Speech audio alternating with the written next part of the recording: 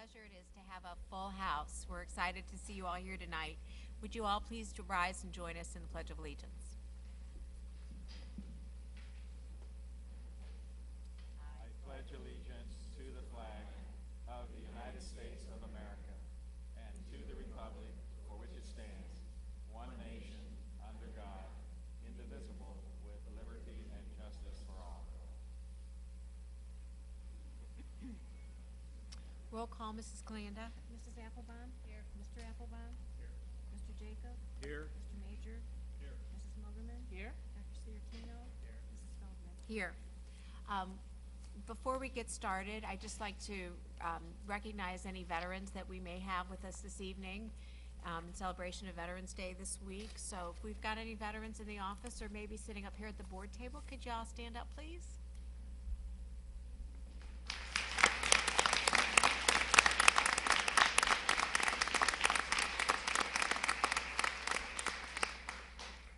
Thank you all. We appreciate your service.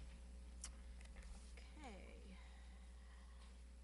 This evening, the Board of Education is recognizing an outstanding group of Parkway students as well as Parkway partners. We are honoring students who have demonstrated outstanding academic achievement in the National Merit Scholarship Program, 8 students from the STARS program, and 5 students who received a perfect score on their ACT exam. First, I'd like to invite Desi Kirchhoffer, Deputy Superintendent, to begin the recognition of the National Merit students. Thank you. Good evening, President Feldman, board members, Superintendent Dr. Marty, and Secretary Calanda. It's a great honor to be here in front of you this evening to recognize some of Parkway's most outstanding students and their achievements. 58 Parkway students have been recognized by the National Merit Scholarship Corporation, an independent non-for-profit organization that conducts competition for recognition and college undergraduate scholarships through 2 programs, the National Merit Scholarship Program and the National Achievement Scholarship Program. More than 1.5 million juniors in over 22,000 high schools entered the National Merit Program by taking the SAT National Merit Scholarship Qualifying Test, which serves as the initial screener of the program entrance. 16,000 students, representing less than 1% of U.S. high school seniors, qualified as National Merit semifinalists. 24 Parkway students earned National Merit semifinalist status. An additional 27 students are recognized as commended, and 2 Parkway students have been selected as semifinalists in the National Achievement Scholarship Program. National Merit semifinalists have an opportunity to qualify for nearly 8,300 Merit Scholarship Awards worth $32 million that will be offered this spring. Some students weren't able to join us this evening for the recognition, so please refer to your program for a complete list of students who should be congratulated and acknowledged for their accomplishment. Now, please welcome Mr. Tim McCarthy, principal at Central High School, who will recognize his students. Mr. McCarthy.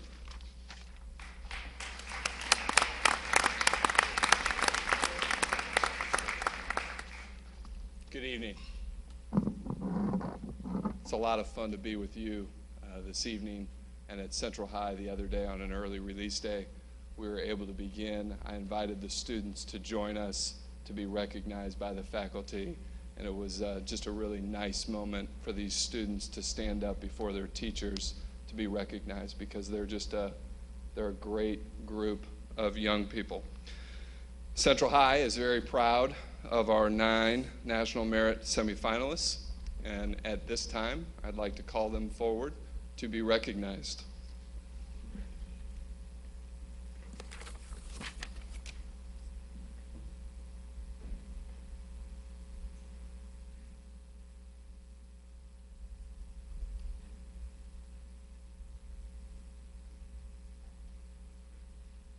First up, Jonathan Brand.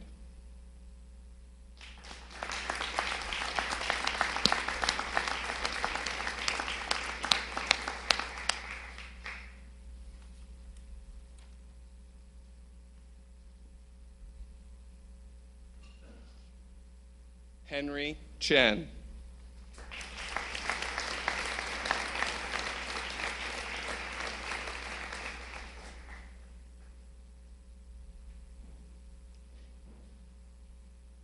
Victor G.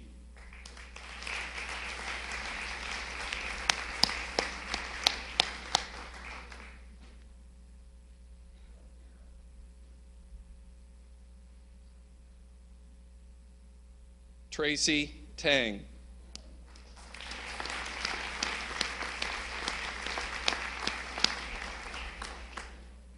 I thought she was here. Louis Wang.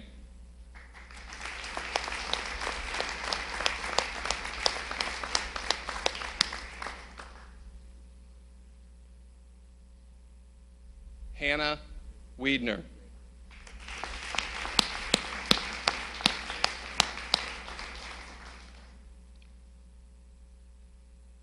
Joy Yang.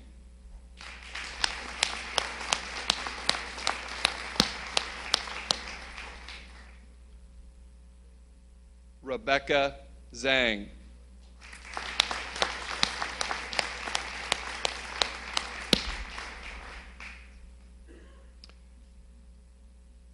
In addition to Central High's 9 semifinalists, we also had 7 commended students, and I believe Margaret Madsen is here with us this evening. Or not. None of the other commended students were able to join us this evening. Neither was Tommy Dew, one of our semifinalists as well. So unfortunately, those students had other commitments this evening, but we're very proud of all of our students at Central High. And at this time, it is my pleasure to introduce Dr. Jenny Marquardt.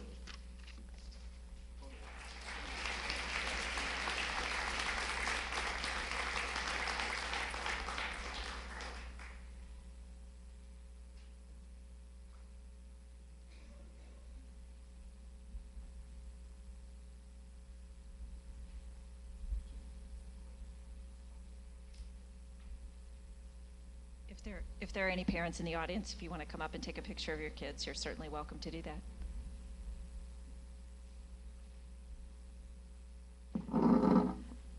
Okay, while they're finishing up, I'm going to call forward the students from Parkway North this evening. As you can imagine, these kids do have a lot of commitments, both in the classroom and beyond the classroom. And so we have a few of our students with us tonight. Please welcome and congratulate Miranda Seiler,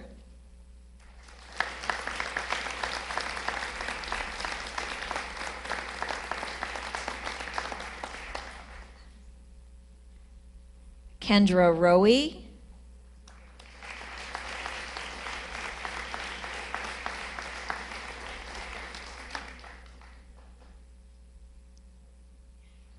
and Christina Wesley.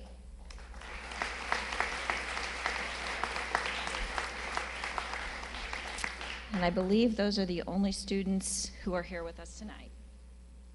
I'll say. So congratulations to you 3 who are here with us tonight and to all of the Parkway North recipients this year. And at this time, I would like to introduce Patrice H., who is the principal at South High.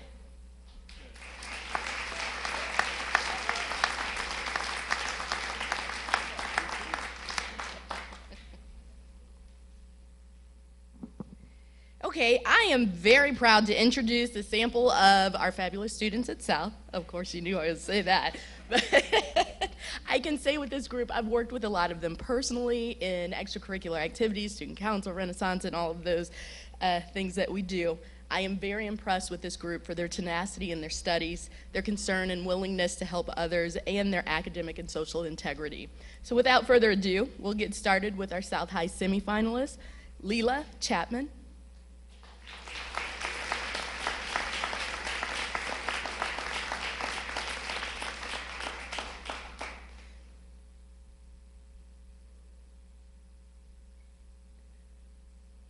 Rachel Ting.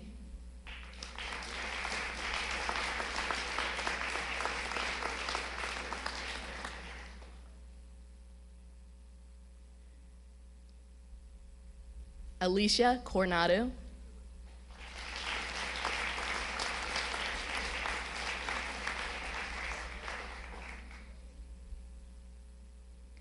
Catherine Lee.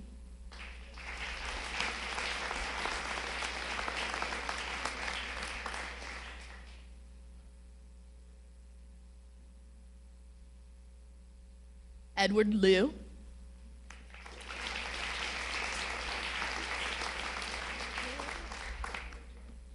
okay. Thomas Mizell,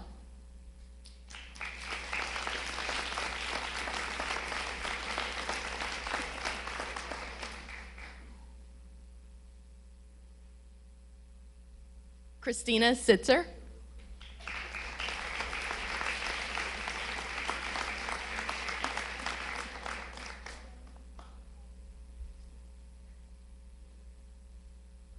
Asha Thanky,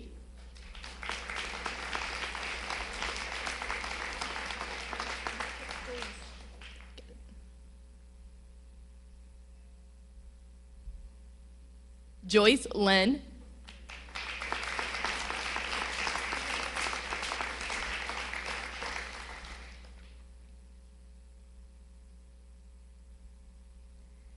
Mindy Zhu,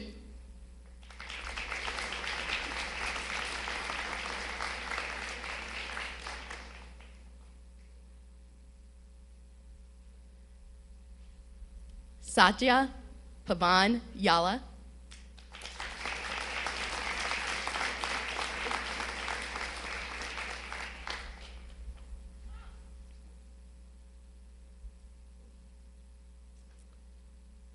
and now for our South High commended students, Yingzhe Fu,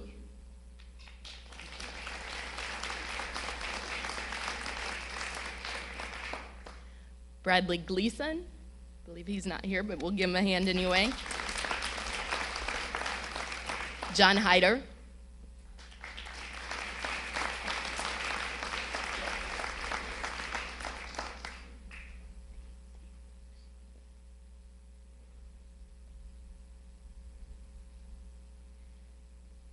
Isha Patak,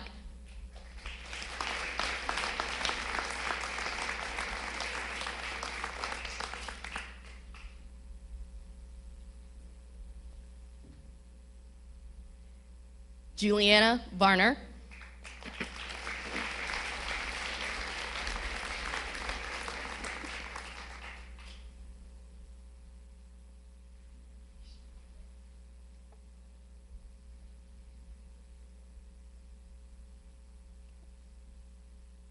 okay, and now please welcome Dr. Jeremy Mitchell from Parkway West High School.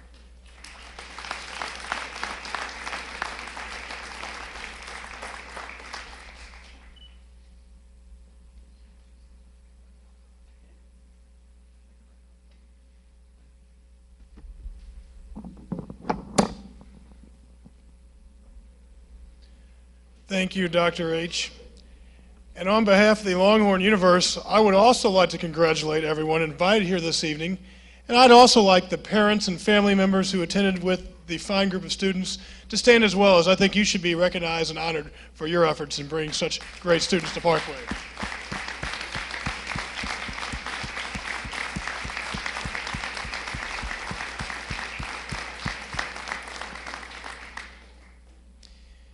It is a privilege to be amongst greatness, and I have the honor of presenting to you the following individuals from West High. First, our semifinalists, Andrew George.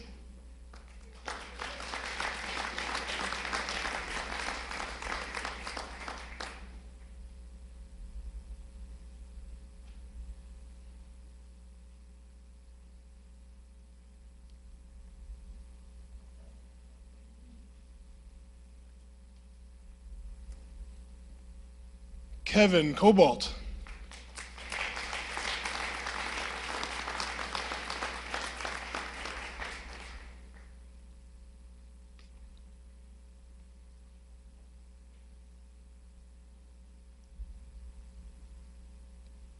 And our committed students who are with us this evening, Ravina Budram,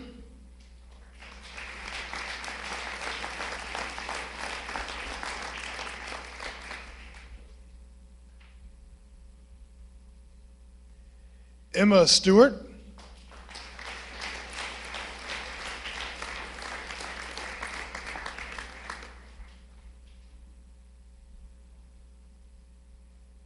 and Shalini Subaru.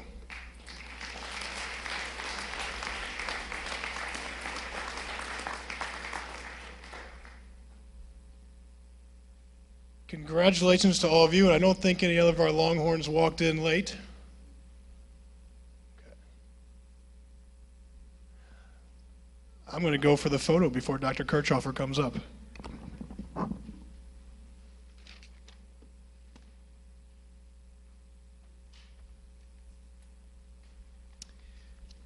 As they finish up their photos, we're going to ask, in just a second here, a group of students and teachers as research scientists in the STARS program, sponsored in part by the University of Missouri St. Louis, to come down and be recognized as well. Earlier this fall, I had an opportunity to attend an awards banquet hosted at the University of Missouri St. Louis with some of our students. And it was a really, really proud moment for me and for our school district, as more than half of the representatives involved were from Parkway.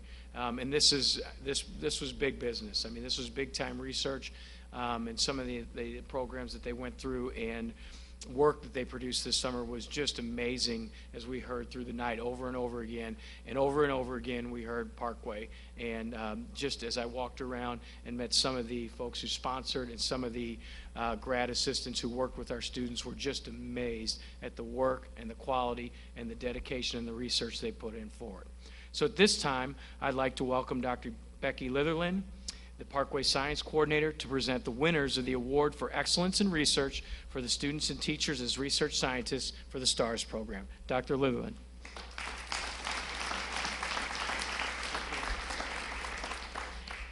As I look at these students and the accomplishments they've made, and I go back to the Parkway mission, are these students capable, curious, confident? Oh my gosh. Are they responding to the ever-changing world? Well, one of the projects was working on a Drosophila model for Lou Gehrig's disease. I mean, the work of these students is just phenomenal. We had one of them worked at St. Louis University, 3 of them were at the Danforth Plant Science Center, and 4 of them have worked at Washington University to do this summer research. So it's taking the science program definitely to the next step, which we hope we had a little part to do in that, but awesome students. So I'd like to introduce to the board this evening Jonathan Brand from Central High.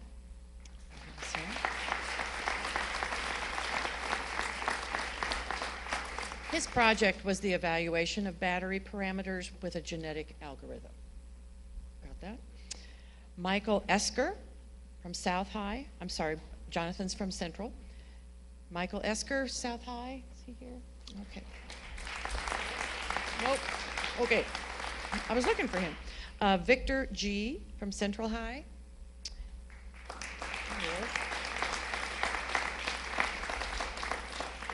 His project was called A Tool for Designing Artificial MicroRNAs.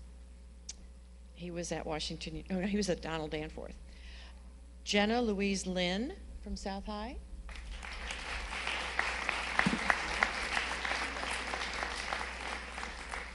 She worked at Washington University on particle size measurement of aerosols generated by an electrospray. The next student is Louis Wang from Central High.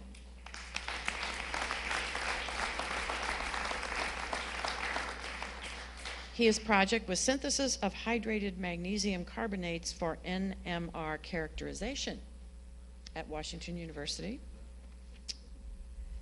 Mindy Chiu, I don't know if I pronounced that correctly, from South High. Hers was analysis and comparison of artificial microRNA processing in monocot and dicot foldbacks at the Danforth Plant Science Center. Satya Pavan Yala from South High.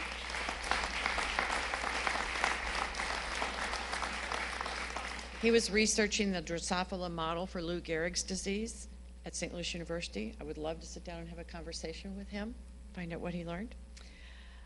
Rebecca Zhang from Central High.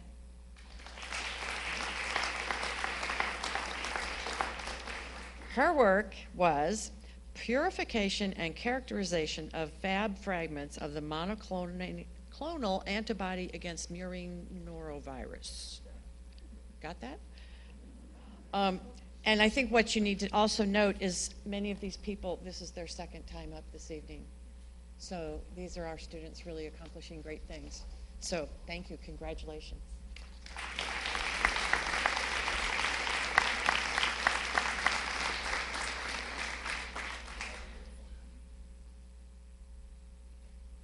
I'd like to invite Tim McCarthy and Dr. Patrice H. forward to introduce their perfect ACT score students.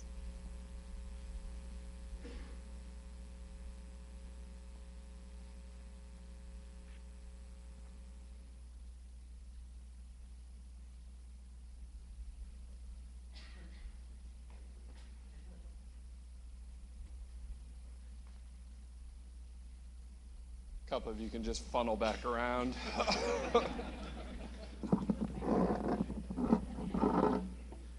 This really is, it just is amazing to sit back there and to listen to all of the achievements of these young people. And every year when we have the opportunity to introduce a few of the kids that achieved a perfect score on an ACT or an SAT, it really is just phenomenal.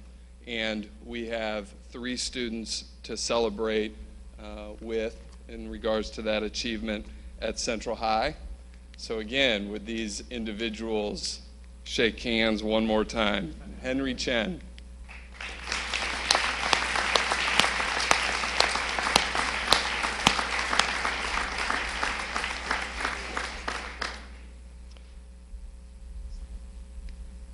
Hannah Wiedner.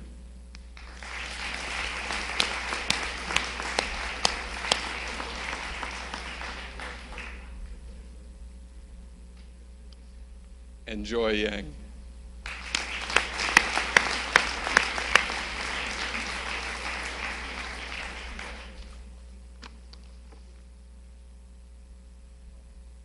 Dr. H., back to you.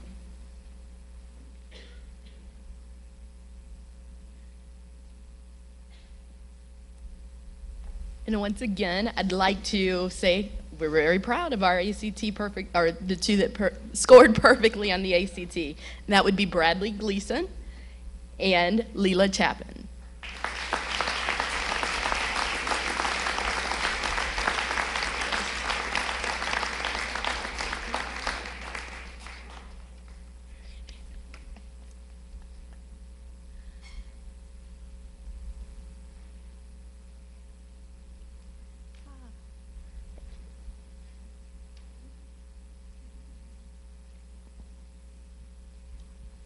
Last but not least, I'd like to invite Paul Tandy forward to introduce some of our Parkway partners.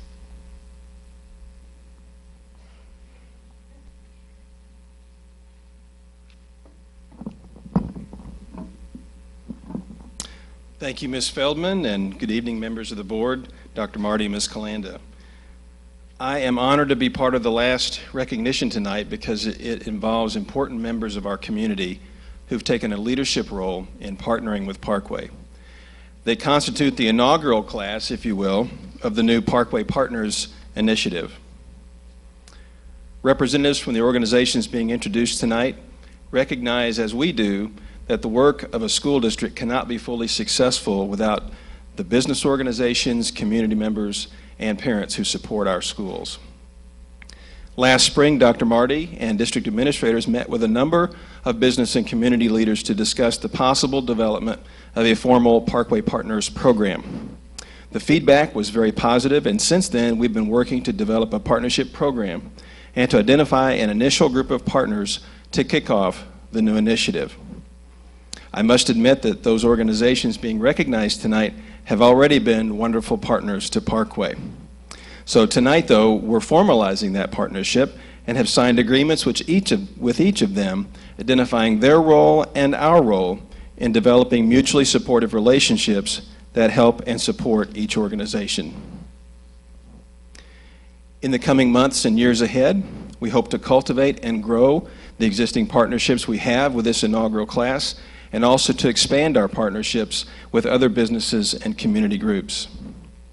Partnerships can encompass a wide variety of activities that support student learning. For example, they may involve mentoring or tutoring students, providing real-world workplace experiences and internships, donating funds or supplies to support district events or activities, helping develop curriculum, provide field trips, job shadowing opportunities, and the list goes on. Through these types of partnerships, we will improve the educational experience for all our students, and we will better prepare them for the workforce or post-secondary education. So now it's with great pleasure that I introduce to you the inaugural class of Parkway Partners, and as I call your name, I would ask representatives from each organization to please come forward and be recognized for your commitment to Parkway students. Representing BJC Health Systems is, I believe, Marianne Esser is here. I know Diane Wilhold is here. Yes, they're both here.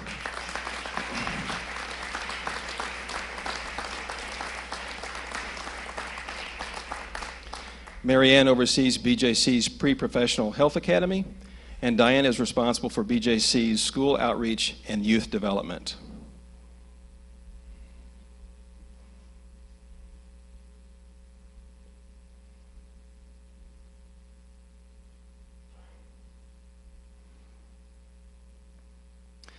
Representing the city of Chesterfield, we are honored tonight to welcome our own mayor, Mr. Bruce Geiger.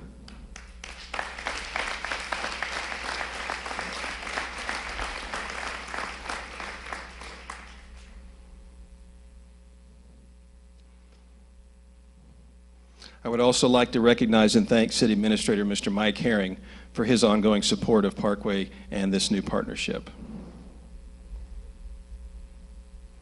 Next, I'd like to introduce you to the President and CEO of Junior Achievement of Greater St. Louis, Ms. Lori Jacob. Lori?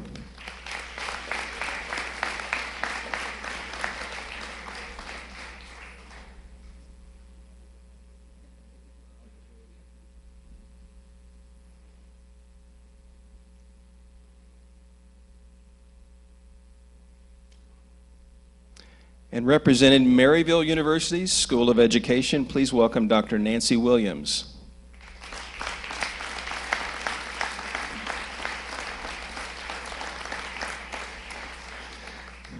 Dr. Williams is the Associate Dean of the School of Education, and we'd also like to thank Dr. Sam Housefather, the Dean of the School of Education, for his ongoing support.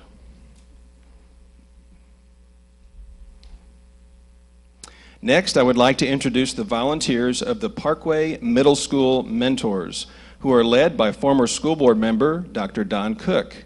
Dr. Cook, would you and any of the others middle school mentors please come forward? Is it just you? All right, Dr. Cook.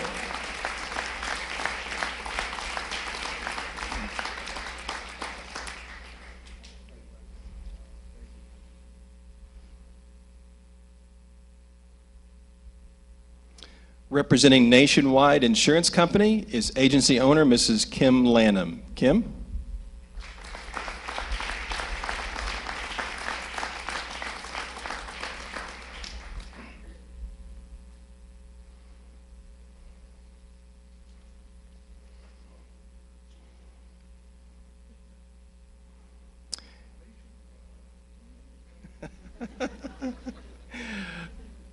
Many of you are familiar with our next partner, which provides opportunities for older adults to enrich the lives of our students through tutoring, reading support, and other activities. It is, of course, the OASIS organization, and tonight we welcome Jeannie Foster and Barb Clark.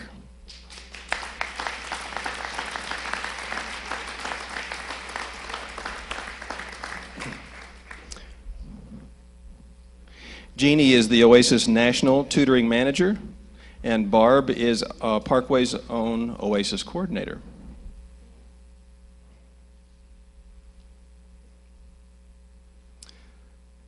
I'm also pleased tonight to introduce representatives from another very familiar organization, the Parkway Advisory Council for Children with Disabilities.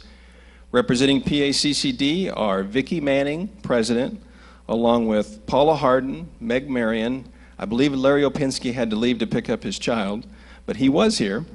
Victoria Portel and Rosalind Chopette, if you would please come forward.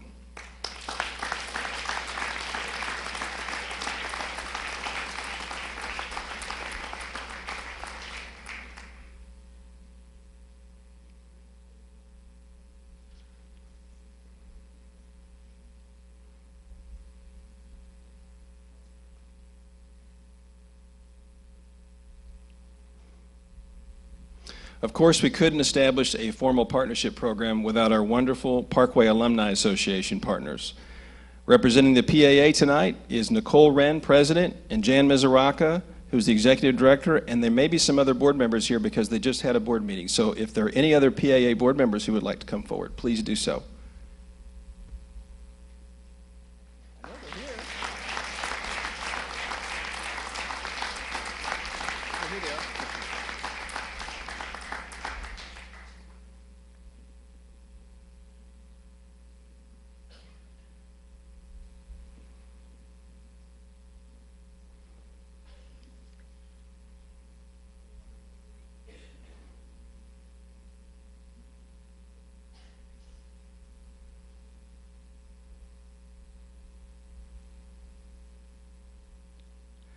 Next, I would like to introduce one of the co-presidents of Parkway's PTO Leadership Council, which is made up of all the PTO presidents in our 29 schools.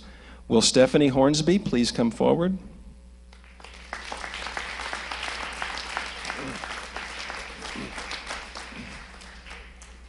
And I also would like to thank Jane and recognize Jane Thal, who is Stephanie's other co-president, for all their support for Parkway and the many, many hours they devote to this school district.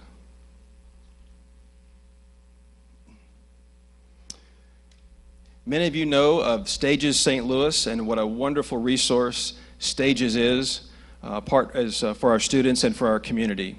We're proud that Stages is partnering with us and would like to ask Mr. Ron Gibbs, Managing Director, to please come forward. Ron?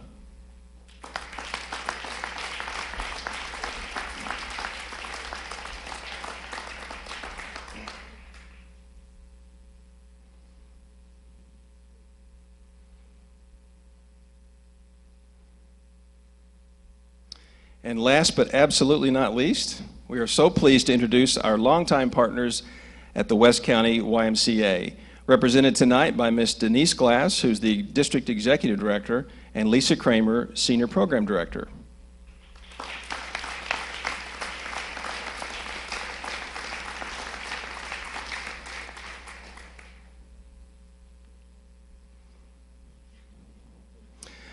As you know, the West County Y, among other things, has provided Parkway students with before and after school childcare for more than 25 years at our schools.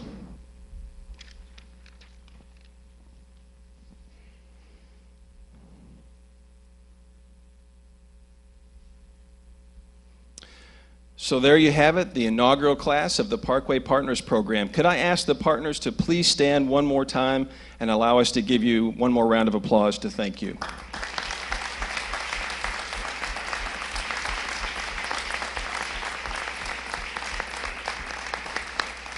Thank you. Thank you so much to all of our students, our parents, our staff, and our partners for joining us tonight. We're so happy to be able to recognize your outstanding achievements. So at this time, we're going to take a brief break. I think you all might have some other things that you might want to be doing tonight. So thank you all for joining us. Anybody who wants to stay is welcome to. Otherwise, I wish you all a good evening.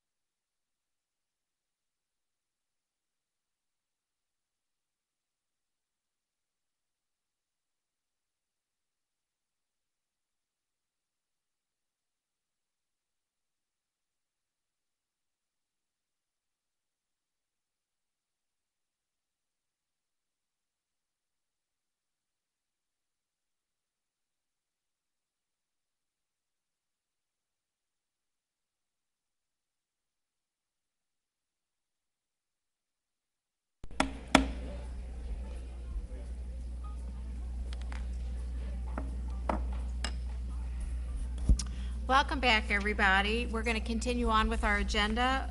We're at 4.0, additions, corrections, and modifications to the agenda. There are none. 5.0, citizen statements. I believe we have one citizen statement tonight. May I call on Carolyn Mizell? Please give your name and address for the record. Oh. Your name and address for the record, and we generally ask that people keep them to about 3 minutes. Go. Button on the bottom. Hello? Oh, There you go. okay. Who am I? Caroline Mizell. Who's right? Meisel. And it's 832 Green Lantern Lane, Baldwin, 63011. Okay. The reason I wanted to come up and speak is coincidentally, I was here already today. I'm a parent of one of the National Merit recipients. And coincidentally, it's kind of on the same topic. Obviously, these kids are high achievers. They challenge themselves. They're a lot of times thinking outside the box, and which I'm sure Parkway wants to support and encourage that, especially academically. So for my son specifically, he was recruited for a program during his sophomore year to enter a Missouri program for gifted students. It's called Missouri Academy, and basically you go to college in your junior year. And he went ahead and did that. So last year as a junior, he was a full-time student at Northwest Missouri State University. Now, he did really well there. He took 38 credits there. He got a 4.0. Then the reason he did that was because he really wanted the additional challenge, especially for computer science and math. Then when he came back to Parkway this year. I didn't really think much of it, but then the problem that we came upon was that apparently Parkway does not have a formal process or a program to matriculate grades when you go from one program to another. Now, I'm sure you have the same issue when you have new students, let's say from a private school or from an out-of-state school. But this is a little bit different. And I'm sure you also have students that take classes outside of school. But this is a little bit different from that too. It's different because this isn't an additional class like, let me go take a class at WashU in Maryville. This was actually a substitute for his junior year. And the problem was that, as we all know, Parkway is on a 5.0 program, whereas college, you don't get an H grade. You don't have a class called honors. So when his grades transferred over, they just automatically transferred over onto a 4.0 program. So unfortunately, even though he took 38 credits and got a 4.0 in college, taking upper level high classes, when he came back to the high school, his GPA dropped. Now I'm sure we don't want that to happen. So his GPA dropped, his class rank dropped, everything went lower. And then when we talked to the school to try to get some fairness into it, some of the classes were designated as honors. The reason I'm here now is I think it needs to be addressed for Parkway to come up with some kind of a formal program where this situation is consistent and it doesn't penalize the student for challenging themselves and for thinking outside the box and frankly to go to college and have that be penalized against you. And the reason that it's very important is because, even though he's obviously very bright, his percentage went down. Instead of being in the top, 1 or 2%, he actually went down to 6%. So that eliminates him from a lot of scholarships, eliminates from acceptance into a lot of schools, and so forth. So and he's applying right now. So I guess the issue is that Parkway does not have a program addressing this. And I'm sure as more students learn about maybe online classes or dual enrollment, this is going to be more of an issue, not just for my child, but for many others.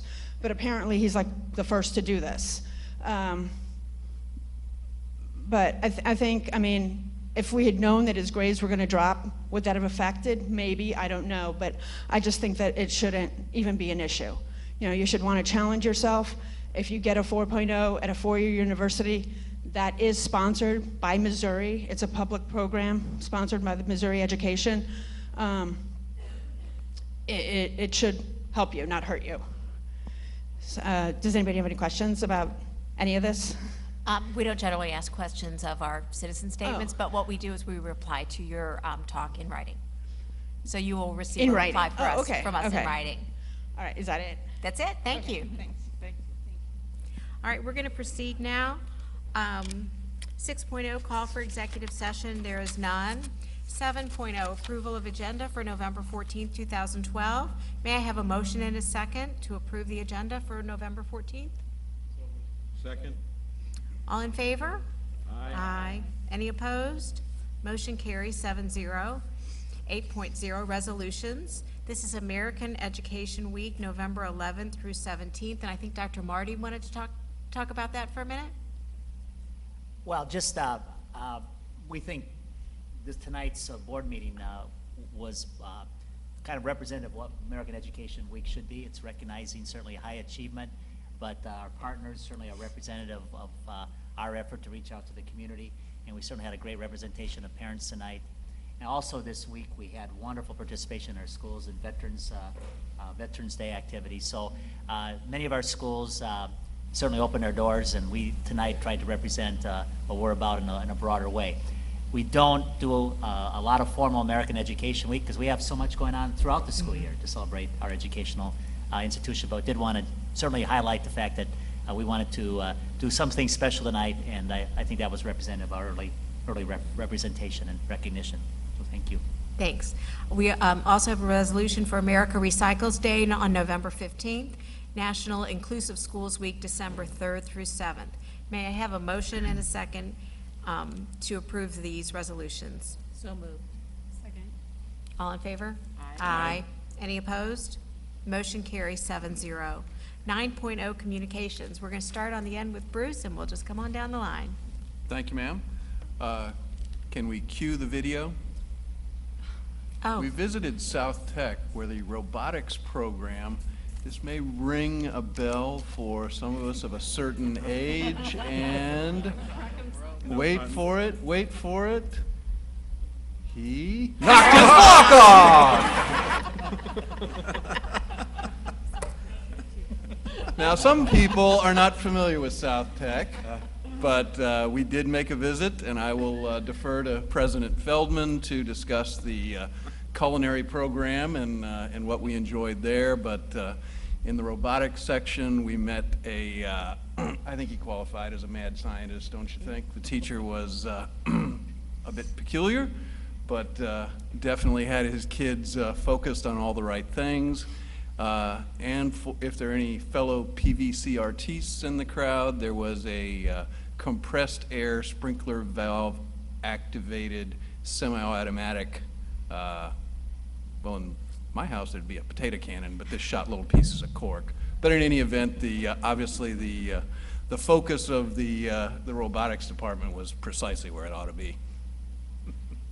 Thank you. thanks, Tom. I can't follow video. Well, I don't have any video, but I had the privilege over the past 6 weeks of watching all of our high school marching bands compete. And I have to tell you, they are some phenomenal, phenomenal students. I can't walk and chew gum at the same time. So for them to memorize that music and march and be in place where they need to be, it's just amazing. So congratulations. I don't know if there's any marching band kids out there, but they did a great job. All the high schools were fantastic. Yes, I don't have, in my pinky finger, I don't have the science acumen as our STARS people presented tonight and were able to show us. But I did have a project in high school that you might be interested in. It was titled Highly Complex Carbon Monulocus Waste Material Found Only by Processing a Euglena in a Retort. That was subtitled Final Disposition of Cafeteria Food, which is a lot better nowadays. I just wanted to say, many of you on this board perhaps attended some of the Veteran Day ceremonies and celebrations that were around the district. And I was at the end of the day because of other meetings and commitments, but it was at Henry School. And my goodness, that was so impressive. I grew up in a home where music was looked at with a pretty critical eye. My mother was an opera singer. But these 6 grade levels, kindergarten through 5th grade, were absolutely incredible. And the selection of the songs that they chose were moving. There were 25 veterans there. And it was just a real thrill to be there and see how they wanted to honor. And they really meant it. And it wasn't just, they sang wonderfully and good tune. And then they had some choreography stuff that they were doing too. It was really wonderful, and anybody would have been proud of that school. And I'm sure that similar events were held throughout the rest of the district. And also last Wednesday, attended one of the local churches here, quite on their own, decided to recognize some Parkway teachers and whatnot as heroes to them, and invited them to a dinner. And so I was able to be there, not because I was one of the heroes, but because my grandson chose somebody, Kim Applebaum, as his hero, even though when he was over at her house, she assigns him lots of chores. But it was just wonderful to see how these kids felt about their teachers, and of course it was nice to see a group of pretty much Parkway West teachers, and that from grade school up through high school. So we have some wonderful kids out there that recognize the good things that they're getting from their teachers, and it was just nice to see them express that. I think many of us attended the student-run forum that was at Central High several weeks ago. That was a new format for us this year. It was completely done by the students. I think Toby McQuarrie was overseeing a little bit, but we had a chance to break down into some special interest groups, and I was in a group with a legislator that I think really enlightened the kids on some things, and it was just an all-around great evening. I think all in attendance really learned something and really enjoyed it, so I'm looking forward to it again next year. I also had the opportunity, which I've done now for the 5th year in a row, to attend the all-district vocal concert at the Two Hill with Dr. Marty and several others of you. And it was a beautiful concert. I encourage anyone who's not been to come next year. We have it every year in October, and it's really, truly amazing what our kids can do in that environment with the guest conductors. Also, Dr. Marty and I had a chance to visit Parkway Central 6-4 outdoor school this past week. I picked the chillier day to be there. I think you picked the sunnier day. But thanks to Dr. Bogus and to Officer Don for all your hospitality, and to Mrs. Wallace. We had a fabulous time, but in addition to having a great time, we learned a lot about what the kids do. And I just made a really quick list for you. Some of the units they do are ecology, dam building, geology, a ropes course, horseback riding, fire and cooking, GPS, zip lining, and when they're there in the spring, they weren't doing it when we were there, but in the spring and in the early fall, they do gardening. And if Ron's here, yeah, love the garden that Ron put together for the kids. And I was so impressed with the facility at Camp Lakewood. Not only do they have a great facility and their staff help out in many of the activities that the kids do, but Parkway seems to have a really vested interest in the property. We have some locations where we store some of our equipment and our materials that we've accumulated over the years. I really had no idea that any of that was going on down there. But the other thing that I thought was remarkable was the involvement of our teachers and of our retirees. There are many Parkway retired teachers and administrators that really, really do a fabulous job of working with our kids at camp. And it's a chance for them to reconnect with kids now that they're retired, but it's a great chance for our kids to learn so much from these great educators, and you could just see the bonds that were forming. It was really terrific. So I encourage anybody who has never been to go, and I've got the little brochure that they had printed up. So anybody who wants to see that, so thank you guys, it was really, really great. The last thing was, I'll talk about South Tech for a minute. We were invited there for lunch for a culinary competition that was put on by the culinary students at South Tech. And these are students that are either juniors or seniors from high schools all over St. Louis County, and they have a certain area of interest that they that they pursue at South Tech, and there are many, many. I didn't write down all of the different areas of specialty, but we visited fashion design, robotics, as you could see from Bruce's video. But the culinary competition, they served us lunch, and there were principals and board members from many local middle schools, and I think mostly middle schools. And it was a team competition, so we were served 2 lunches and 2 desserts, which everybody really enjoyed. And then we voted which entree we liked and which dessert we liked, and then the culinary students came out and they heard the results of the judging, and it was kind of Team Rockwood against Team Parkway, although the students were from all over, not just our 2 districts. So it was really great experience. It gave them some experience in cooking for people and serving, and they just did a phenomenal job. I was really, really impressed by everything. And then we all took tours, and Beth, Parkway went 2 for 2. 2 for 2. Entree and dessert. The food was really good. Not that we're keeping But score, Rockwood. you know, anywhere from pharmacy and lab to fashion design and automotive, firefighting, veterinary assistant, construction, just really some great things. And these are kids that are currently students in our high schools that go there for an hour and a half to 2 hours, I think, a day by bus or by their own car. And they have enough elective time in their schedules that they're able to do this. So I encourage anybody who's got any say in the matter to start talking to our 8th graders who might have an interest in a program like this, so they can plan their schedules accordingly so that they will have elective time come junior and senior year. And that is me. Now I'm done with my soapbox, and we will move on. Mrs. Feldman? Yes. Can I just add Sure, go ahead. one thing? We just have some really good news that we just received the last couple of days that really, again, reinforces some really excellent academic achievement on the part of our students. College Board, which oversees the advanced placement program, has recognized 539 students, or 539 schools across the country, school districts, I should say, where either the number of students in AP classes has increased substantially, or the performance of the students in those AP classes has increased. Parkway School District is recognized in both areas. Since 2010, the number of students in Parkway who are enrolled in AP classes has jumped from 741 to 985. That's a significant increase. And at that same time, we have 80% of our students scoring 3 or higher, which means that they will receive college credit.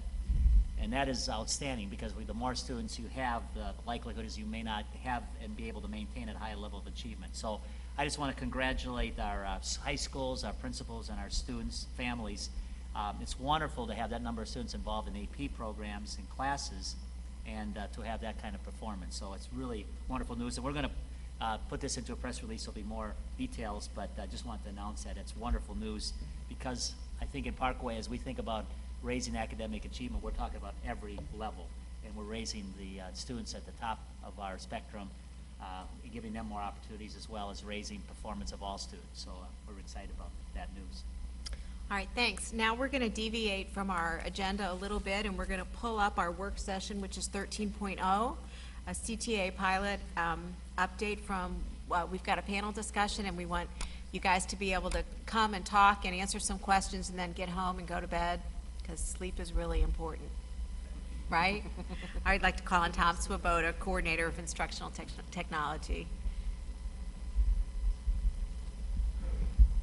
We are now? Okay.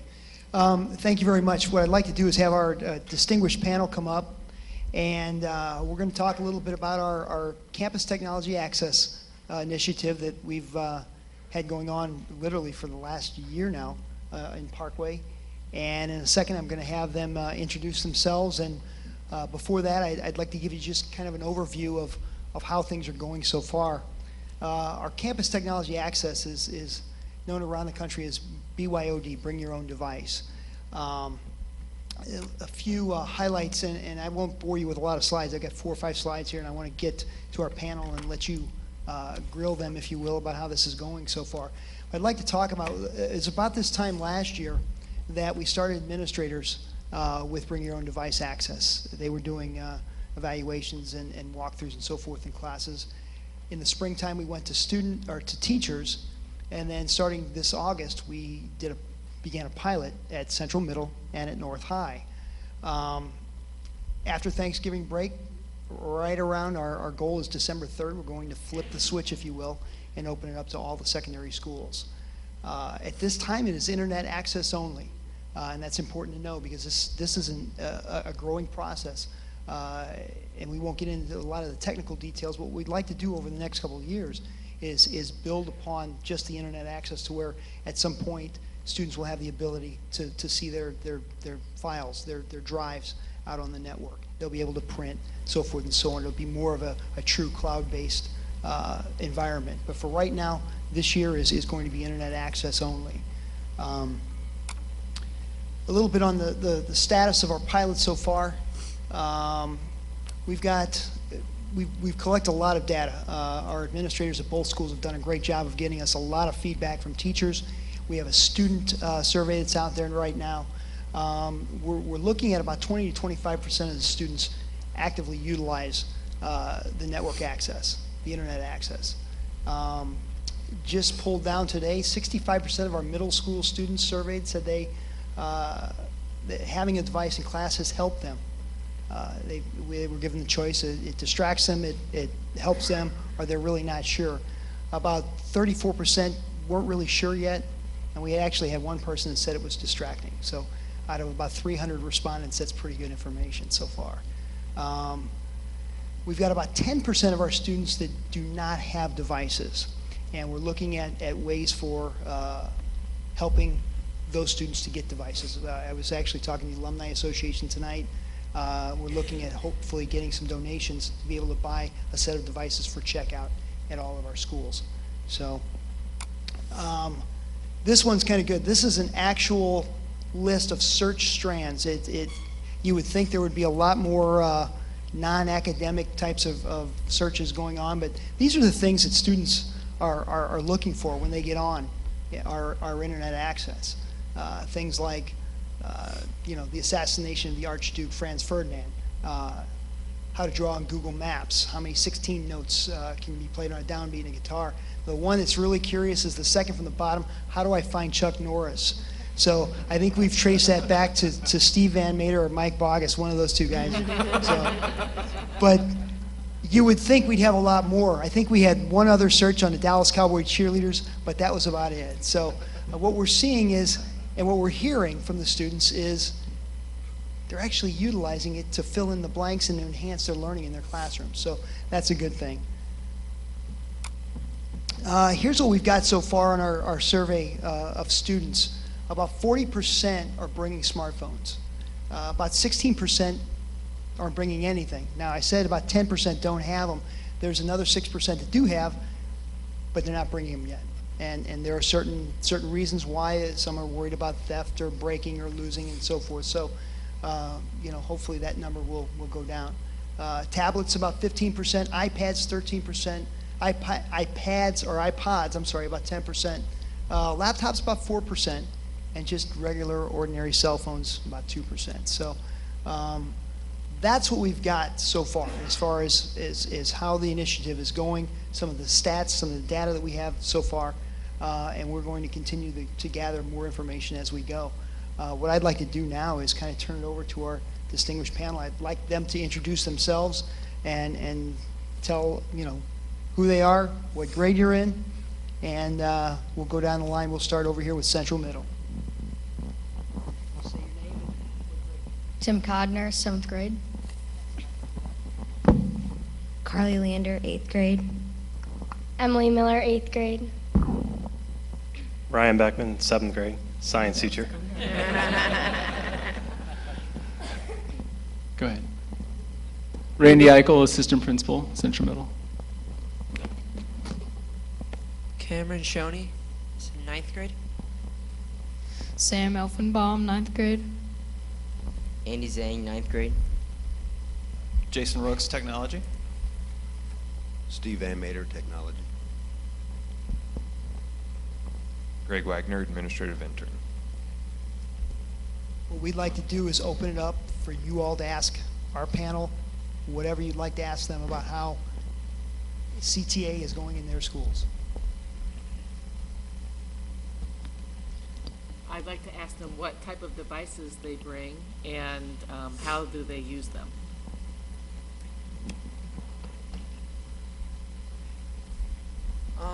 I bring an iPad and I use them to take notes, look up stuff that isn't told in class, and during my free time play video games. I bring a MacBook and an iPad sometimes, and I do the same. I bring a laptop and an iPod Touch to take notes, and like Cameron said, to play during free time.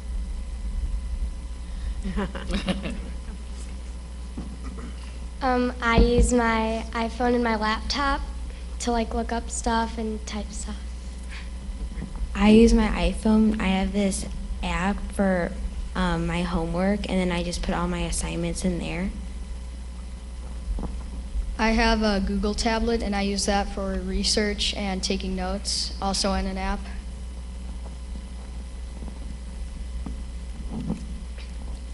We should go in a kind of in an order. You want to? We'll start on this end. Chris, I have questions for Mr. Beckman. We'll start with you.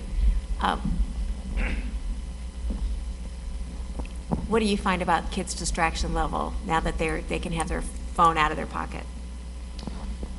Well, I think with anything, any device, as teachers, we need to teach them how to use it. Mm-hmm. And since this is something that they need to be able to use, and if there's so much power, I mean, we look at smartphones, what they have and the ability they have, it's our job as educators to teach them how to use that power in the right way. It's not just a device that anymore can just call home. You know, now they can look up information, they can find information, they can send out information, and I think it's our job to really use those moments where they're not using it correctly to teach them how, because obviously in this generation they can communicate things out to the world now faster than we could ever do when we were in school. So to me, I think it's just another teaching opportunity. Mm-hmm. You know, there was times, and there's still times, I caught more paper and pencil notes this past week than I have caught kids texting to other students, which happens. You catch them texting, but I've caught more pen and paper notes, but yet we don't take away their paper. We teach them how to use it properly. So that's how I look at it.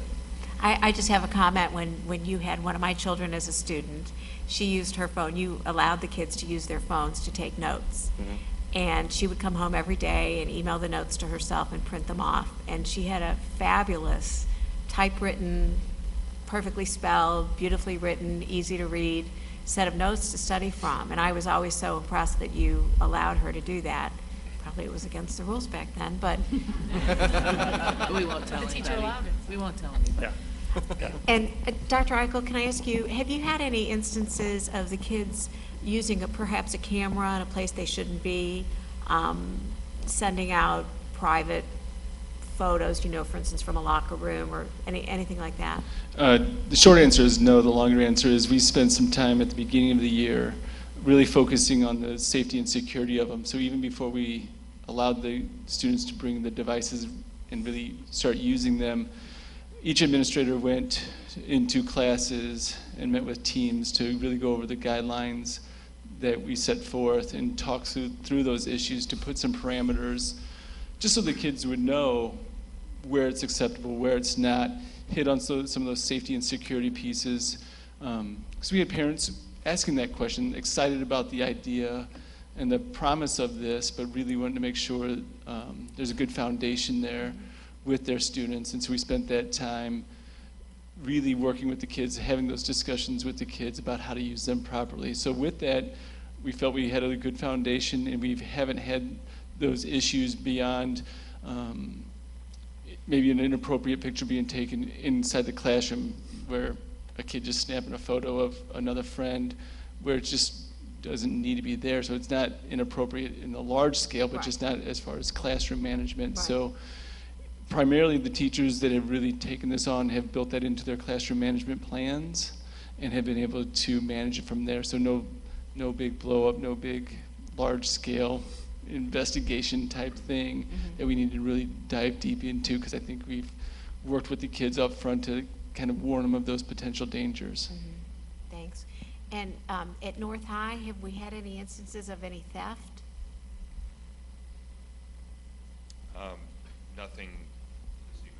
Nothing out of the ordinary. I don't think that with CTA being introduced, we've seen any spike in technology of any matter being stolen. I don't think anything apart from, I think we've had more accidental misplacements and then later turned in and found at the end of the days than we've had outright theft. Do your kids use lockers? Or for We the most part, assign are them they- lockers. Right, but for the most part, they're carrying their belongings with Yes, them. the extent of So- our lockers is they're assigned. Most of them, carry their either A-day or B-day stuff with them in a book bag. So the majority of our students are very used to keeping their technology with them at all times. I think that was a habit they had even before CTA was introduced. Cameron, you look like you want to say something. Do you want to? I have my iPad everywhere. Like, unless my parents say I'm not allowed to bring it and I'll get grounded, I always have my iPad. It's very useful. What would you say if I told you you couldn't bring your iPad to school anymore? I'd cry. Let me ask you, how hard was it to get set up to be a user on the system? I just went to ask the computer person at our school, and he did the Parkway Open, and then some kids I know did the Parkway Private code, so I have them both. Does that mean there's some? I don't have the Parkway Private code. Okay, Tom? All right, well, for our technology people, can you explain what that means to we technology immigrants? Well, before the network upgrade that we did recently, we restricted access for personal devices. There were probably 10 to 12 students throughout the district who had something specified in their IEP where they needed network access. So we've had network availability for 3 or 4 years. We just didn't have the bandwidth to supplement any number of devices that could be brought in. So the PK Private was a network environment that's a certain access where the students got the code and they shared the code with other students and then they got access. And since we were going to CTA access where everyone would have it anyway, we saw no reason to knock them off or restrict their access. We did see it, we were aware of it, but it wasn't like a horrible thing to happen.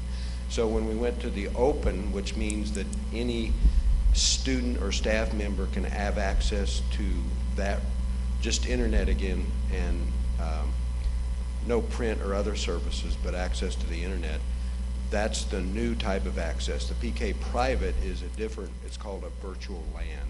When they log on, it automatically directs them to the internet and nowhere else. So the PK Private was the old one that will go away, so all the students that have that now and don't convert to open won't have access when the time comes. Surprise. Can I ask a question of him? What's to prevent someone from using their 4G or 3G rather than the wireless? Nothing now versus before. I mean, you could generate static to reduce those devices, but that's just inappropriate. I guess the concern is, are the protections there? If they use our network, they go through our internet protection Right. filter. If they use their own access, they have the same, unless they have parental restrictions, they have the same access to inappropriate data as before. As Tom always puts it, if they wanted to bring in bad pictures or magazines, they could have done that before. So it's just a more electronic way to do something inappropriate. But yes, that can be done. So for the principals, that's not been an issue for you? Good. No. Steve, while you have the microphone in your hand, or maybe I'll ask the school people, has there been any delays in accessing the internet? Has the increased traffic slowed down your system in any way? I'd like to say I'm actually using the PK Private right now from some friends. And until it goes away, right? Actually, the thing I have to say is, like, the only reason I'm using it is because the PK Open, like, wouldn't really work on my computer for some reason. And I don't know, I think it's just a hassle just to use it. WPA to enterprise security code instead of just using WEP as a certain encryption for security. So I think honestly PK private would work better than PK open, but then again that causes the problem of people having unrestricted access and how you couldn't really trace back to which specific computer would search up inappropriate things on the internet. So that's the little ironic part about it. But I think actually that we should change it to be it should still be our student ID, but I think we should make it easier to be accessed because for some reason it just never worked for me. I use PK Private because some of the stuff that I look for school is blocked on PK Open. What kinds of stuff? Like, I don't know, like some dictionary websites are blocked, and then it just gets annoying, so I go to PK Private. So. I use PK Private because I can my iPad can use them both, but trying to load a research thing on the internet on Parkway Open takes about an hour. Parkway Private takes about a minute.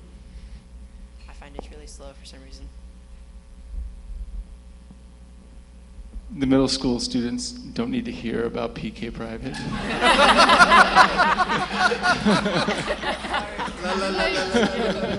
It's already recorded. We have had some, when we were rolling out the Open, we struggled with certain devices and we kept on coming with fixes. So that's part of the pilot, is just working through those fixes so that all students can get, that's a part of it. There's all these devices out there, how to get every last one of them to have access and the right access. Took a couple weeks, but we have the documentation. And so far we haven't had the issues once we got them worked out initially. Yeah, I was going to jump in. Part of this whole process and then working with Tom is we did a very methodical approach to this. And as we did a pilot with the administrators last spring, the beginning of this year was a pilot with Central Middle and North High. We implemented almost an entirely new wireless infrastructure. We're adding on a whole new segment with the personal devices. Security and stability being two of our higher priorities. So going back to your original question, President Feldman, we have segregated off the personal device section of wireless to really its own kind of expressway or pipeline to help provide stability for a production environment so that it can't interfere with the everyday business that goes on in Parkway computers, but the students still have access. And we also do put some caps on that as far as making sure that one device can't saturate that personal network over any other devices, and that everyone has an opportunity to have access to those resources. And when do you foresee having students be able to access the cloud and their drives and all that? Is that a question for you or for Tom? The cloud is a big area. Hopefully, I would hope that we would have access. Students would be able to have access to their network drives this year. Really, the infrastructure is set up. We're just right now. We're kind of working on the rollout piece of how do we introduce it, and then kind of that methodical, phased approach so that we can address issues as they come up and don't have 1,000 students on. Are you going to pilot that in a school or two? Yeah, definitely. I'm not convinced that some of these kids aren't already doing that. You just might not know. I'm just kidding. Are there any apps that are forbidden, like IP scanning, data sharing, drop boxes? We do the PKWI Open and actually the PKWI the PK Private are all filtered actually at the same level, and for the most part, that's the strictest level of access that computers in the district have. And so we do actively monitor both our production network as well as the guest network. And we do take some action against devices that do show malicious traffic or inappropriate traffic, even if we can't identify the specific user that's generating it. Do you see teachers and employees going to the open, or will they stay on different network? The teacher's Parkway-owned equipment, it does stay on the private network. The teacher's personal devices go onto the PKWY Open as well. So we've truly segregated off into really Parkway-owned devices on this side of the line, and then personal devices on this side of the line to provide that stability and security. Are they prevented from getting to VPNs also, or is that?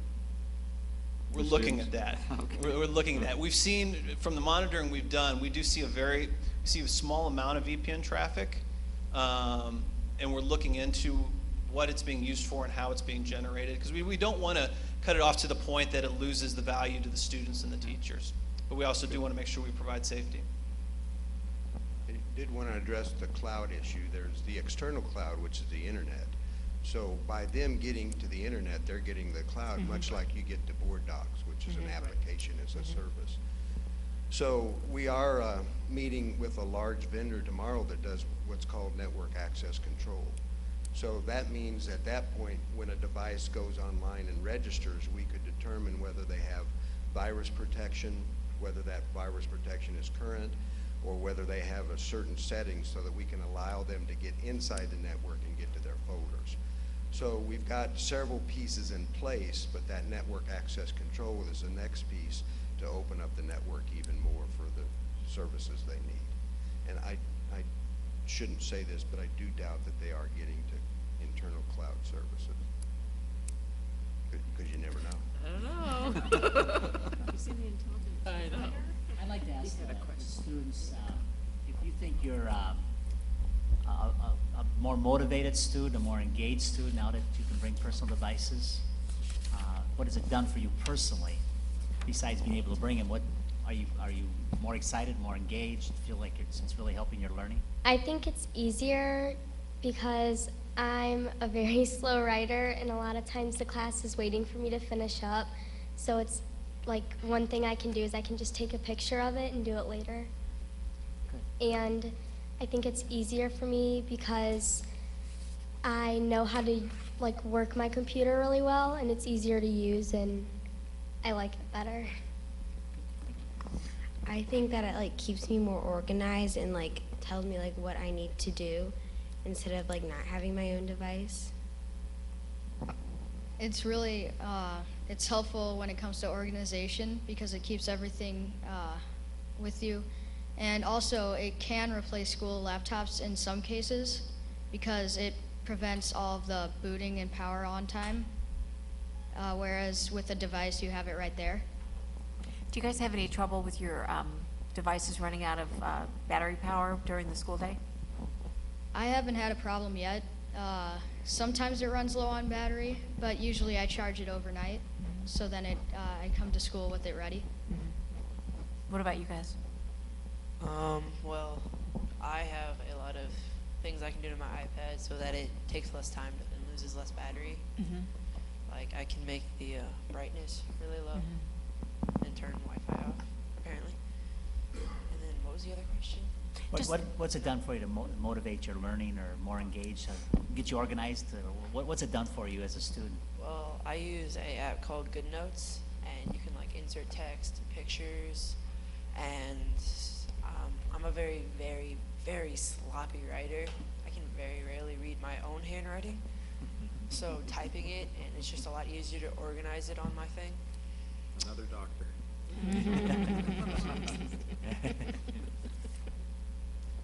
On my iPad, I use this app called Office Pro or whatever. It's kind of like Microsoft Word, and it has like PowerPoint mixed into it, but it does everything for like editing and writing papers and that stuff. And about the iCloud thing, I already like do iCloud and the Google Docs cloud thing, the Google Drive. So that's what a lot of kids at North have. What were we talking about again? Sorry. How motivated you are. How does it help you? Yeah. So I get motivated whenever I bring my laptop and my iPod to school because it helps me take notes faster because I can just stare at a slide and without even looking at my keyboard I can type, and it actually just makes my work a lot more efficient, and probably something that would take me an hour of writing by hand, it'd probably take me about 15 minutes with typing at most. So I think it motivates me because, like I said, it was really swift. And referring to what Mr. Codner said back there, laptops at the school, they're like dinosaurs. So they really don't run because it takes like 15 minutes to log in and log off, and sometimes they crash. So I think bringing our own devices is so much better. It's much more secure with our data too. And about the battery thing running out, mine does, but I bring my charger, so it's not a problem. I had a few comments from parents about organization, and that one thing they do like about CTA a lot is some of them have more disorganized students, and they're starting to put assignments, due dates, events into one shared family calendar. So when a student updates with, I have a paper due Thursday, and drops it into his calendar, suddenly mom and dad will get a notification on their iPhone that, you know, Sam's paper is due on Thursday at first block. Wow.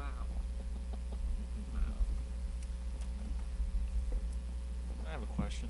You mentioned apps, and you talked about different things, calendars, and has there been any thought about like getting together the resources and what's available?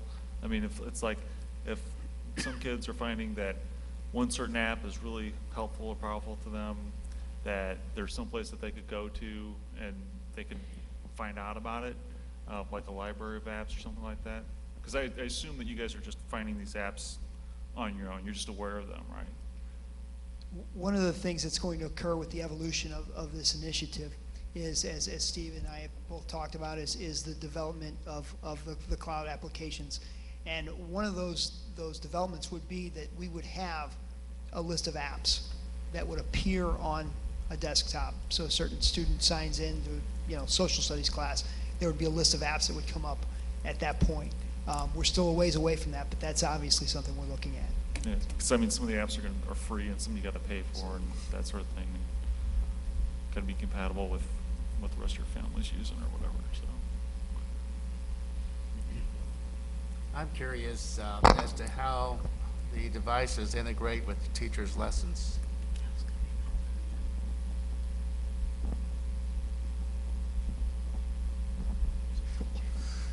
Well, let's see. The main classes I use it in are science and modern U.S. history, and they both constantly have notes. In fact, my science is all notes, and he doesn't care how you take it. And so I just constantly write them down on my good notes, and U.S. history will show videos, and I can take notes on that stuff like instantly, and I just turn the light down so it doesn't bother anyone. I use it for history too, but I use it for Spanish a lot, and I take the notes on there because it has accents and everything.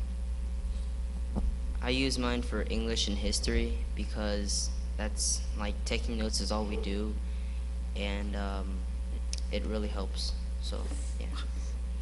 So when you go into a classroom and a teacher begins a lesson, give me an example of what happened today in math class, for example, whereas the teacher is teaching the lesson, begins the lesson. How do all these devices really interact with that lesson? Well, with math, she doesn't do a lot of like note taking. She gives you for my teacher, she gives you papers, but I have calculators, I have graphing calculators, and I can just go online to whatever assignment is on today and look it up on my iPad while she's doing it on hers. I wrote down an assignment and I did it in history today. Pretty proud. For math, the only time whenever I use my laptop is for accessing the textbook online. How do you think students feel who do not bring their devices to class when they see all of you with the device and utilizing it for note-taking, etc., and they don't have them? Well, they probably feel their hand is getting tired from writing while we just get to type. And then afterwards, because they don't have a device at the end of class where there's free time, they swarm around you and keep asking for your device to play with. And it gets annoying. Really annoying.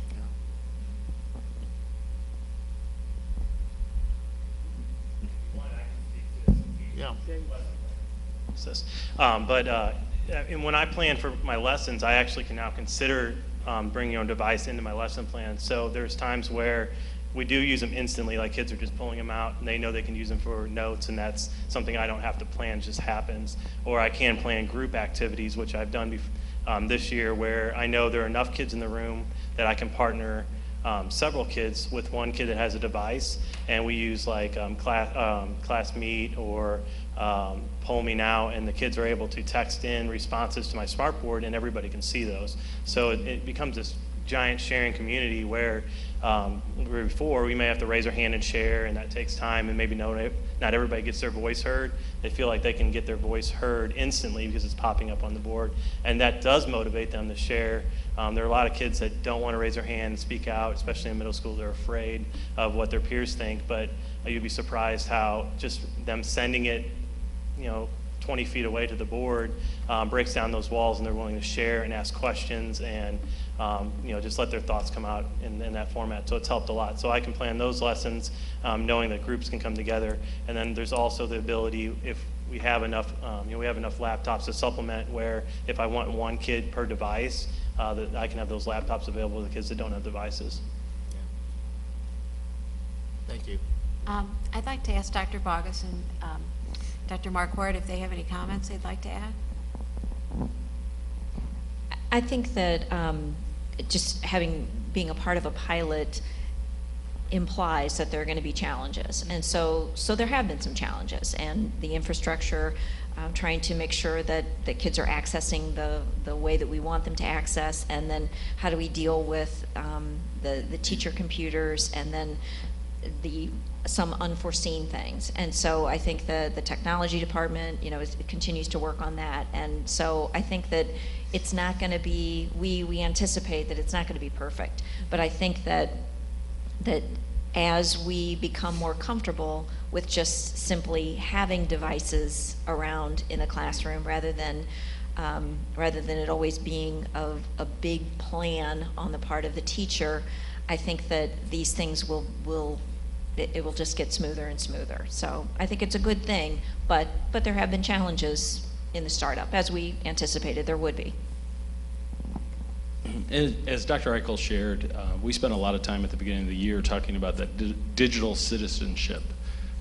And so with Bring Your Own Device for a middle schooler, that is totally new in the middle school environment, where the high schoolers do have phones and various other things on them throughout the day. At the middle school level, that was not necessarily the case. And so I would say that our middle schoolers here at Central Middle have been very excited about the fact that they can actually now use their devices that have been in their lockers, or in some teachers' cases utilized in the classroom, but it is their way of life. And for years, we did not allow that to happen. And so it's very exciting to see them utilizing their devices that they utilize outside the 8 hours they're at school. This question may be more for Steve or Tom, but remember how excited people got about the little polar devices on our wrist. I'm just wondering if we're considering some of the privacy issues that there might be around data that gets collected. Somebody out there is going to want to know, what are we collecting? What are we staying away from? Because on these devices, there's all kinds of things on them that as a school we wouldn't want to even look at, but there should be some kind of, something in our policy that addresses that. I'm not real sure what the question you're asking. What data are you referring to? That on students. Okay. I'll let Jason take care of that as far as the security side. Tom did a really good job of working with our publications department of putting together our CTA handbook, which lays out both our staff and student guidelines. And although those are just guidelines, they're built on top of our network access policy and our electronic use policies for both staff and students in the district. And we were very clear about what expectations of privacy there are in reference to CTA. And to some extent, there is no expectation of privacy. When safety is our top priority, we don't go out of our way to monitor personal devices, but the same level of protection that's put on Parkway computers is put on the CTA devices. We're not tracking specific students or specific devices as they roam around from building to building or anything like that. It's mainly just content filtering and monitoring to make sure that they're being safely and appropriately used. I'm fine with that. I just think at some point in time, we may want to make sure that other people outside the district, parents and that, know what we're, hey, all we're collecting is that device, its name, and so we can make sure we can handle things that might happen, but we're not into any of your photos or No, anything else. no, and any of that, none of that data is only accessed through appropriate district policies and through the appropriate checks and balances and things like that. If you think about it, we do monitor their activity. We don't necessarily go inside their device and look at their address, their personal information, their social security number, etc. And the reason for the ID access on PK Open, which we'll go to eventually, is we have to know what certain students are doing or staff in case they're doing inappropriate activity or hacking activity. And I do want to catch on to what somebody said about digital citizenship. There's a price to be paid for being casual about security and doing inappropriate things inside Parkway's network.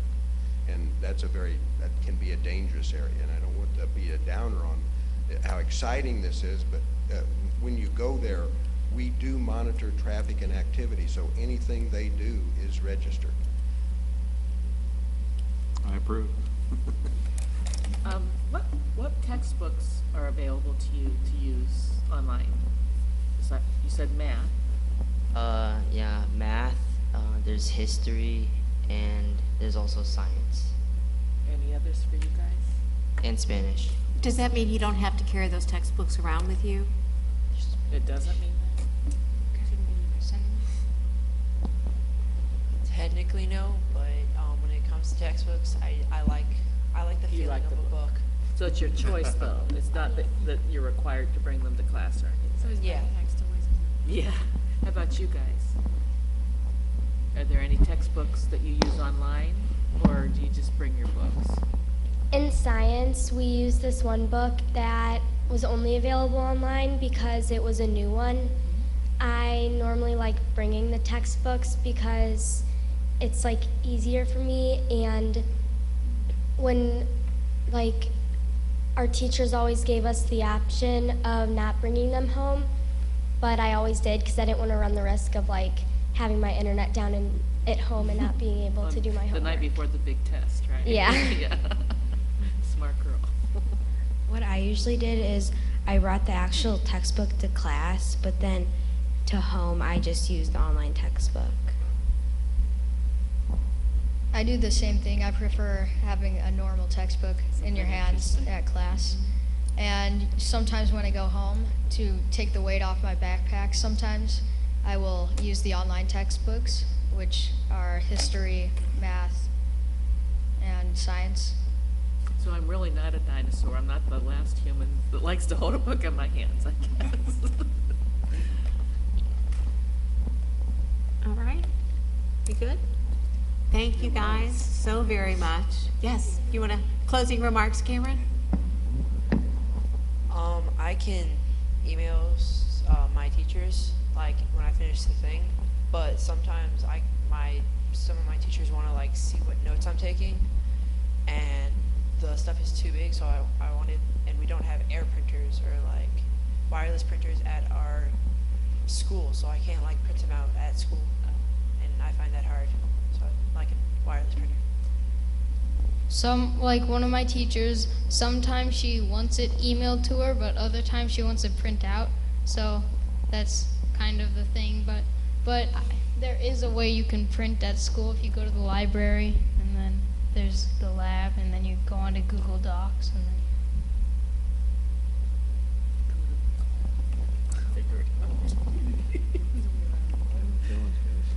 Jason, I think you need to watch that kid. He might be after your job in a year or two. Thank you guys very, very much. Anybody else have anything they want to say?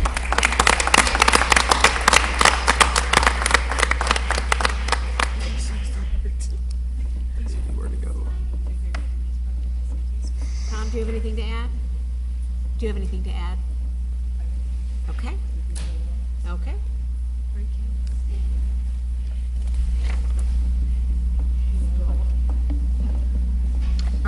we don't need to do anything on that. That was just a work session, right? So we're just gonna go on now with 10.0 action items.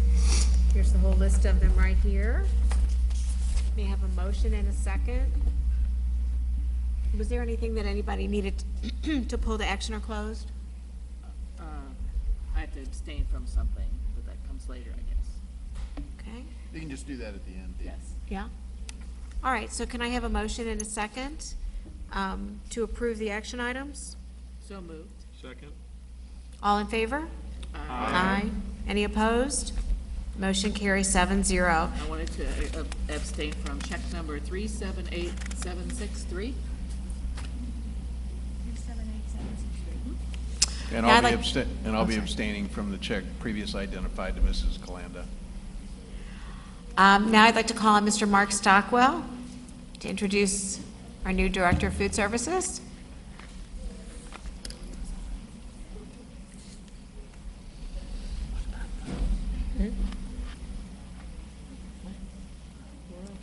Oh, this is just an extra thing.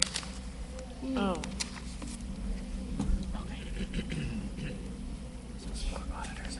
I know. This will just take.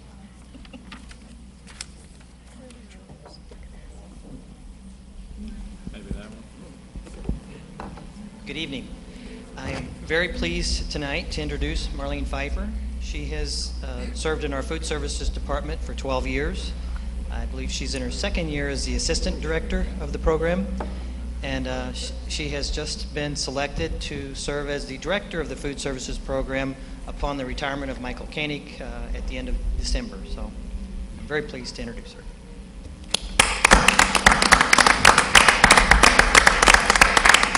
Thank you, Mark. Good evening, and hi, Dr. Marty, and President Feldman, Board of Education, and Carol. It's good to see you guys. I just wanted to take this opportunity to thank you for allowing me to serve as your next food service director. We have a lot of challenges to face with the new dietary regulations, but I feel with your support and the dedication of our food service, we will rise to those challenges. And just again, it's an honor to serve you in the Parkway School District. Thank you. Thank you. Good luck to you, Marlene. Thank you, Mark. While you're there, are you next? Yes. I think you are. 11.01 action items, approval of the audit and comprehensive annual financial report. May I also invite up Brian Wirtz from Kerber, Eck & Brickell. And thank you guys for your patience. I appreciate it. As you're aware, each year we hire an external auditor to examine our results of our financial operations from the prior year and our reporting. And actually, Kerber, Eck & Brickell performed that audit for last fiscal year, and Mr. Brian Wirtz is going to present those results. Not as technologically advanced.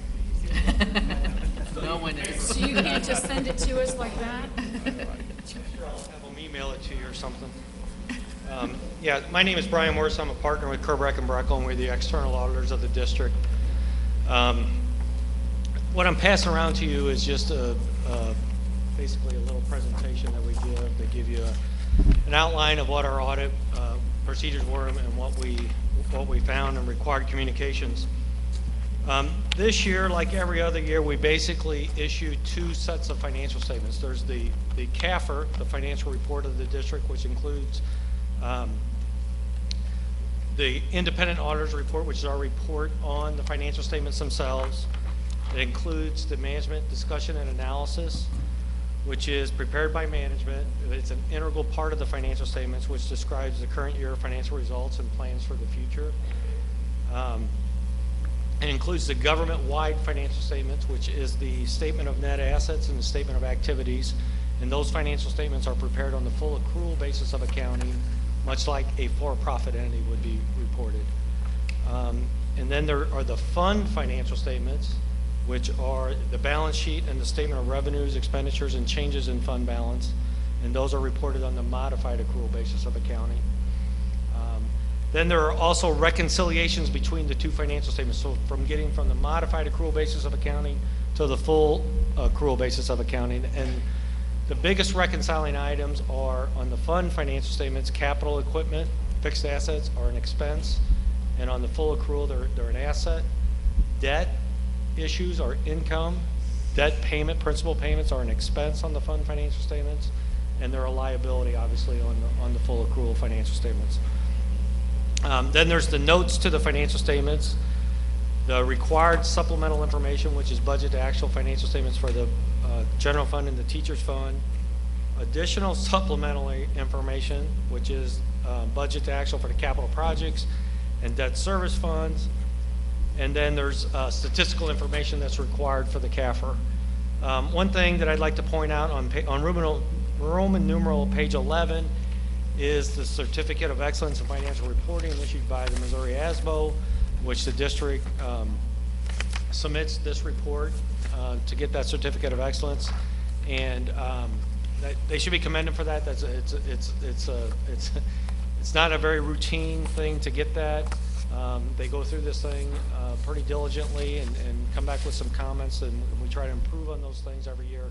But it's something you should be proud of, because we have other districts that do it, and it's just not that easy to do, so that's great. Then the other financial statement that we issue is the federal and state reporting package, and that is basically our audit on the federal programs of the district and state compliance of the district as far as it relates to budget, transportation, and attendance. So sort of going through this thing right here, the first page is just who the engagement team was, and I'm the lead partner. So that's just informational purposes, who was on the engagement. A summary of auditors' results. Obviously, it's management's responsibility to prepare the financial statements with your oversight. You're part of the internal control structure as being the Board of Education. Our responsibility is to express an opinion on the financial statements based on our audit. The objective of our audit is to provide reasonable but not absolute assurance that the financial statements are not materially misstated. Because we don't do a 100% test of transactions, there is a risk that the financial statements could be misstated and it would go undetected, but we're required to develop procedures to get that assurance to a low level.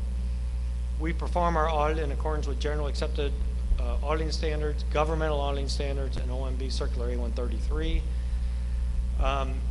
The next thing lists the types of opinions that we could give, either an unqualified, which basically we have no reservations concerning the financial statements, a qualified opinion, which means we have an exception or we can't resolve a potential material uncertainty, or an adverse opinion, which basically states the financial statements are not presented fairly in accordance with GAAP. We gave an unqualified opinion on the financial statements of the district. As a part of planning and performing the financial audit, we're required to basically assess risk of the district where we think there are risks where a material misstatement could happen. We're then required to address those risks, develop audit procedures to address those risks, and then perform those procedures to get those risks to a low level. As a part of that, we are required to understand the internal control structure of the district, but we don't do it enough to give an opinion on the internal control structure of the district, okay? There are basically 3 items when we review that internal control that are types of deficiencies. There's a control deficiency, which is basically something that's sort of minute. We might just report that orally to management because it's not significant enough that it has to be reported to the board. There's a significant deficiency, which is there's a weakness in the internal controls that an employee during their routine doing their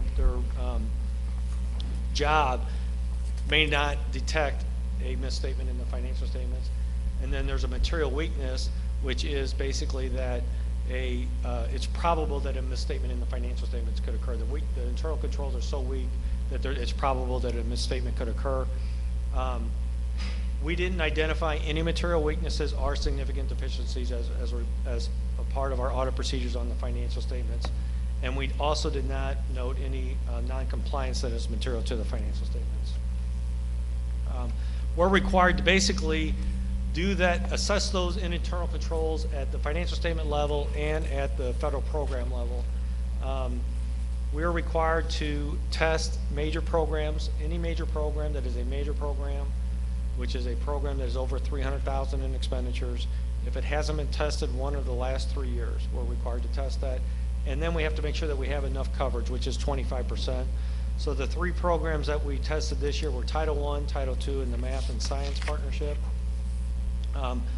Our audit report on those programs was an unqualified opinion as well, and we didn't note any material weaknesses or significant deficiencies in performing those procedures. And there were no findings that were required to be disclosed in accordance with A133 as well. Last but not least, the state compliance. We performed that engagement in accordance with the attestation standards established by the ICPA. And like I said before, we basically test the budgetary and disbursement procedures of the district, the accurate disclosure of attendance records and accurate disclosure of transportation records. And there again, we gave an unqualified opinion to that as well. Required communications, briefly.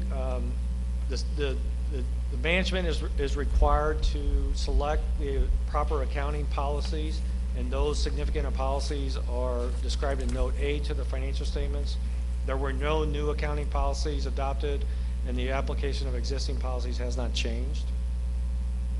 There were no transactions that we noted that lacked authoritative guidance. The financial statements disclosures are neutral, consistent, and clear. We didn't encounter any difficulties in performing our audit. We had no disagreements with management. We didn't have any adjustments to the accounting records that were proposed as a result of our audit procedures. And last but not least, we do obtain a representation letter from management, which basically states that they gave us all the information that we asked for. They answered our questions to the best of their ability, and they didn't withhold any information. And that management letter is dated October 5th, which is the date that we're taking responsibility for any transactions, any subsequent events that happened since June 30 to October 5th. We're taking responsibility for that. We didn't have any, to our knowledge, management did not have any consultants with any other independent accountants. And the last thing is just basically what our requirements are as it relates to supplemental information. There's a lot of supplemental information in this audit, and these are sort of just the procedures that we're required to perform in that supplemental information. Last thing I would just like to state is that Mark and Maureen do an excellent job of getting the information to us, keep us efficient. When we come out, basically even the week prior to us coming out, we get an email that has all the schedules that we've asked to be prepared so we can do our audit, and it keeps us efficient, gets us in and out. They do a great job, and I would just like to publicly thank them for that. So that's all I have. If anybody has any questions, I'd be certainly happy to answer them or try to. How long are your auditors in the building? Physically, I think we're here about 2 full weeks, 10 days, about 3 to 5 days at interim, which is before June 30th, and another 10 to maybe 12 days, depending on how things go at final. The audit is probably writing the financials, the CAFR, it's a big deal. It's probably 350 to 400 hours total. All right. Well, we thank you very much. I just had one quick, Brian, in your report, there's one section in there where you look at our declining balances, and then you look at the plan we have going forward. Does that, I'm assuming that all looks good as long as we do what we said we're going to do in the plan? Got to plan your work and then work your Because plan. I think you said in there, at the end of the audit year, we were $2 million less than what the fund balances should be. For your internal requirements, that's correct. That's correct. But yeah, that's management representation, and that information is unaudited, so we just basically read it and make sure that it makes sense. That's all we're required to do. We don't really audit that information. We will next year when it's historical. Thank you, Maureen. Thank you, Mark, behind the podium there. Thank you. We know you guys work really hard to keep the district's finances in good order and you know, get these great reports year after year. And we appreciate all of your efforts.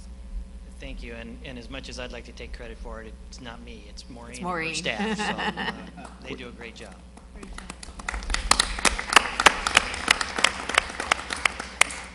Thank you all very much. May I have a motion and a second that the Board of Education approve the audit and comprehensive annual financial report as presented? So moved. All in favor? Aye. Aye. Any opposed? Motion carries 7-0. Now we're going to get to the reports. 12.01, Goal 2, Curious Learners. May I have Dr. Lisa Meredith, Assistant Superintendent, Dr. Denise Papillo, Coordinator of Gifted, Toby McQuarrie, Coordinator of Social Studies. Come down and join us.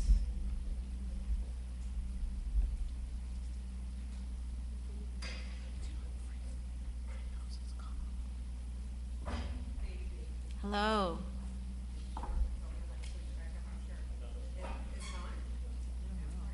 I don't, Jenny, is it on?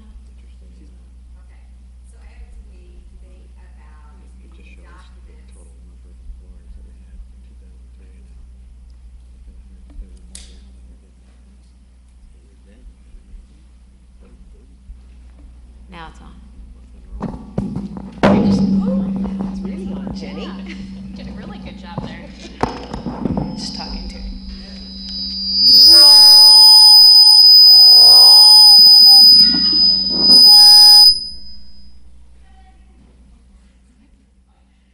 Good evening. One way to introduce yourself. It's late. Like Denise said, we needed to make sure you were awake. We are excited to talk about Goal 2 this evening. And as we think about the documents that represent our strategic plan, our mission and our vision, our actual plan, and our placemat, everything looks very linear. It's in lines. It's in nice little boxes. It's in rows. But you heard me talk last month, whenever we talked about Goal 1, about a beautiful tapestry with the yarns woven together to create a piece of art. This evening, you will hear from Toby McQuarrie and Dr. Denise Papillo about Goal 2. And you will see that it is tightly woven into the report that you heard last month and the report that you heard the month before, which was the overview about Project Parkway. These all tie together, and I know that you will enjoy hearing about the works to achieving creating students who are curious and who understand and can respond to the ever-changing world. Toby and Denise. Good evening, President Feldman, ladies and gentlemen of the board, Dr. Marty and Mrs. Kalanda. We are pleased to be here this evening to provide the Board of Education with an update regarding the progress of Goal 2 of the Parkway Strategic Plan. But before I begin, I'd like to recognize those in the audience who may have served on the Goal 2 action or work committees or served on the Project Parkway Curiosity Advisory. And there's quite a few, I think, if you guys could stand up, those of you that have been involved, and also the assessment progress monitoring. Desi, John, come on. Truly, we are interconnected, and a lot of our colleagues have been busy assisting us in this work. Now, I would like to, because we didn't want to jump up and down, and we're both working on this goal, Toby's going to lead us through the work over the year and what has occurred in moving us forward with Goal 2. So I'd like to introduce Toby McQuarrie, my friend and dear colleague. Good evening. You saw a lot of folks stand up. I'm just the one that drew the short straw tonight to give the presentation. So I am grateful to be here to report on our work. We've been working very hard over the past year. And Goal 2 is at the heart of the Parkway mission. And it can be argued it's what makes our strategic plan and Parkway unique. In our research over the past year, we've had the opportunity to talk with many experts. Among them was Dr. Susan Engel, senior lecturer in psychology at Williams College in Massachusetts, and a prolific writer on the topic of curiosity in schools. She indicated that while many educational institutions have curiosity as a lofty goal, very few actually take any actionable steps toward making the goal a reality in the classroom. She stated that we in Parkway are truly pioneers. But Goal 2 is much more than just curiosity. It speaks to the changing nature of our society and challenges us as a school system to raise the bar, to lengthen our strides, and produce students who are not just learners, but to produce students who are doers, students who respond when faced with challenges, students that respond when faced with challenges. This is illustrated in the two objectives associated with Goal 2, objectives that point us toward problem solving and creative thinking.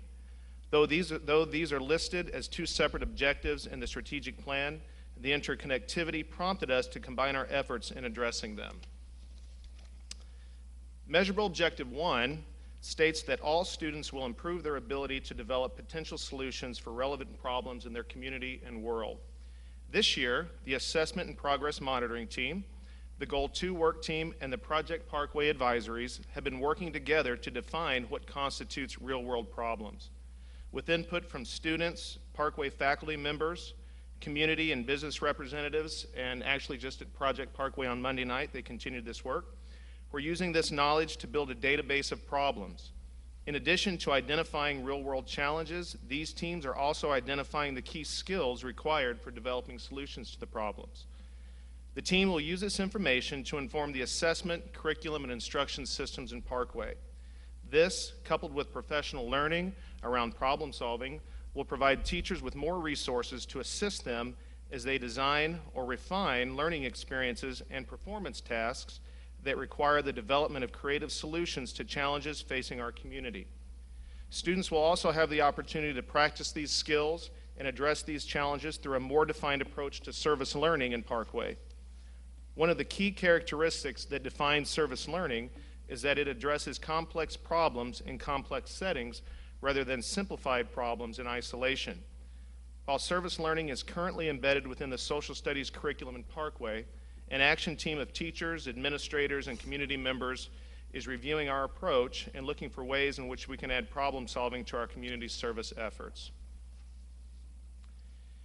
Measurable Objective 2 states that all students will sustain high levels of creativity and expand the capacity for divergent thinking they exhibited in their early childhood years. During the 2011-2012 school year, our team began the process of studying characteristics of curious and creative learners and the components of a learning environment that nurtures these traits. In addition, the team received input not only from the field of education, but also from within the community and the workforce. We also explored assessment practices that measure and monitor curiosity and creativity, including the measurement of students' ability to demonstrate the traits and measurements of the learning environment that support these traits. This has resulted in the development of domains and indicators of curiosity, creativity, and problem solving. This work will guide us as we identify Goal 2 related outcomes for student learning for the purpose of designing new or revising current assessments, revising Stage 1 of the Parkway curriculum, and providing teachers with instructional tools that nurture curiosity, creativity, and problem solving. These will be discussed in more detail later. Through our research, we have identified 8 common characteristics of a curious learner. They are displayed here for you. It's interesting to note that when we think of curiosity, we automatically think of students asking questions. Curious learners certainly ask a lot of questions, but as you can see, curiosity is much more than that. It's about learners being truly engaged with their own thinking, as well as with the thoughts and ideas of others, and becoming more tuned in to the world around them. Considering the informational tidal wave facing students, the ability to analyze information is prerequisite to becoming literate and critical consumers of ideas. Curious learners are better able to navigate the complexities associated with easy access to information because they persist in their examinations of topics and claims and will seek out a wide variety of resources in the pursuit of a different point of view, alternate explanations, clarity, and ultimately the truth. Curious learners have an urge to know more. As with the curious learner, our research gave us new understandings about what it means to be creative. While we may typically think of artwork as an expression of creativity, research indicated that it's much more than that. Creativity includes originality in all its forms: thinking, writing, speaking, and problem solving. Like curiosity, creativity is also characterized by an openness to new ideas and perspectives. Whereas curiosity is typically associated with acquiring and making meaning of information, Creativity is often manifest in how that information is transferred to new situations. Now that an understanding of the problem is clear, creative learners develop responses and solutions that are novel, relevant, and good. These solutions might be original, or the learner might build upon or add to the existing thinking surrounding a solution. This is possible because they can envision alternate ways of seeing, thinking, and doing, and are willing to take risks and to be wrong in their pursuit of solutions. And when they have developed an idea or product that represents their understanding of a problem, they possess the ability to articulate their idea and to persuade others to support it. Measurable Objective 2 reveals the notion that creativity is especially prevalent among children, and that somewhere along the way to maturity, youth tend to lose some of this ability. In his book, Imagine How Creativity Works, author Jonah Lehrer describes why. Quote, "Youth benefit from their outsider status. They're innocent, which makes them more willing to embrace new ideas. Because they haven't been weighed down with too much conventional wisdom, they're more likely to rebel against the status quo or to create new solutions to problems. He notes that too often our thoughts are shackled by the familiar, and that creativity can be nurtured by insights of those living abroad. Quote, "The experience of another culture endows the traveler with a valuable open-mindedness, making it easier for him or her to realize that a single thing can have multiple meanings. Cultural contrasts meant that seasoned travelers are alive to ambiguity, more willing to realize that there are different and equally valid ways of interpreting the world. They've learned to examine alternate possibilities, thus allowing them to expand their circle of inputs into developing a creative solution to a problem." This understanding, along with the research conducted by our team, has helped us understand the characteristics of the learning environments that nurture both curiosity and creativity. As you can imagine, the environment that is most conducive to the development of curiosity and creativity is student-centered. By this, it is meant that students' needs, academic as well as social and emotional, are taken into consideration. For example, we know that if students do not feel comfortable taking risks, such as asking questions in front of their classmates, that this will stifle their level of curiosity. Additionally, as illustrated by the previous slide, if students feel as if there is only one right answer, or if they are provided with only one source of information, they may be less likely to pursue alternative explanations or solutions to problems.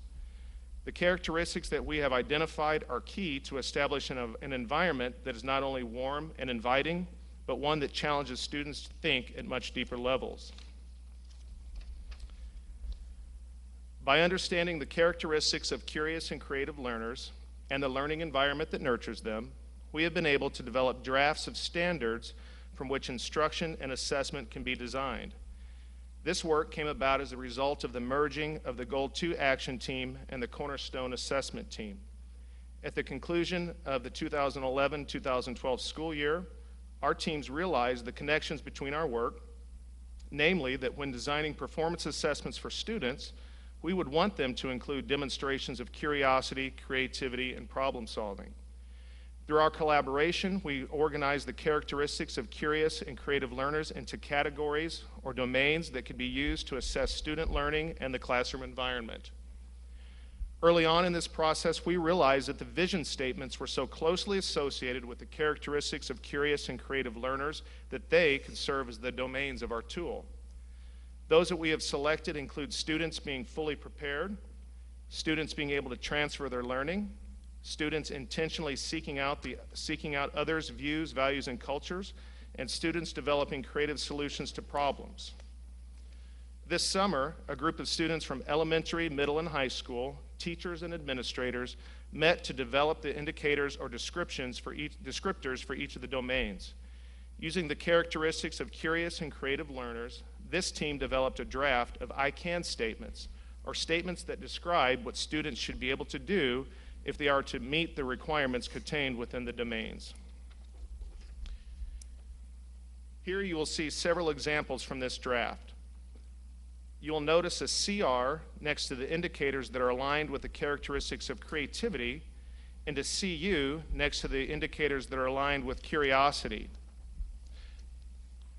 This slide shows a closer look at one of the domains and its associated indicators. In this example, you see that the team determined that if students are to be fully prepared for their next educational challenges, they must be able to justify their decisions with confidence, a characteristic of a creative learner. And they must be able to work with wide amounts and types of information, a characteristic of both curiosity and creativity. Our next step in the process includes breaking down the indicators to determine what student performance would look like if they are, for example, advanced, proficient, or novice. This tool could then be used by classroom teachers to evaluate performance on classroom-developed assessments and on district-developed assessments. This draft is scheduled to be finished by the end of December, with the spring being used for feedback and input. This will be accomplished primarily through the Project Parkway advisories, the Assessment and Progress Monitoring team, and the Goal 2 team that includes classroom teachers. An example of how these domains and indicators of Goal 2 can be measured is through the development of interdisciplinary district benchmark assessments. We are currently in the planning stages of district benchmarks for grades 2 through 5 that combine the content and skill of English language arts, library media, and social studies. These assessments will not only measure critical Common Core standards in reading, writing, speaking, and listening, they will also be matched to the Goal 2 indicators so that we can not only measure student progress of mastery of the Common Core standards over time, we will be able to monitor their growth in the areas of curiosity, creativity, and problem solving.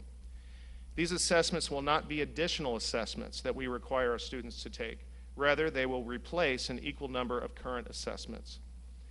In addition to these assessments, our team is exploring the viability of a cornerstone assessment referenced in Goal 1 at grades 5, 8, and 12 that would also measure the characteristics of curiosity, creativity, and problem solving.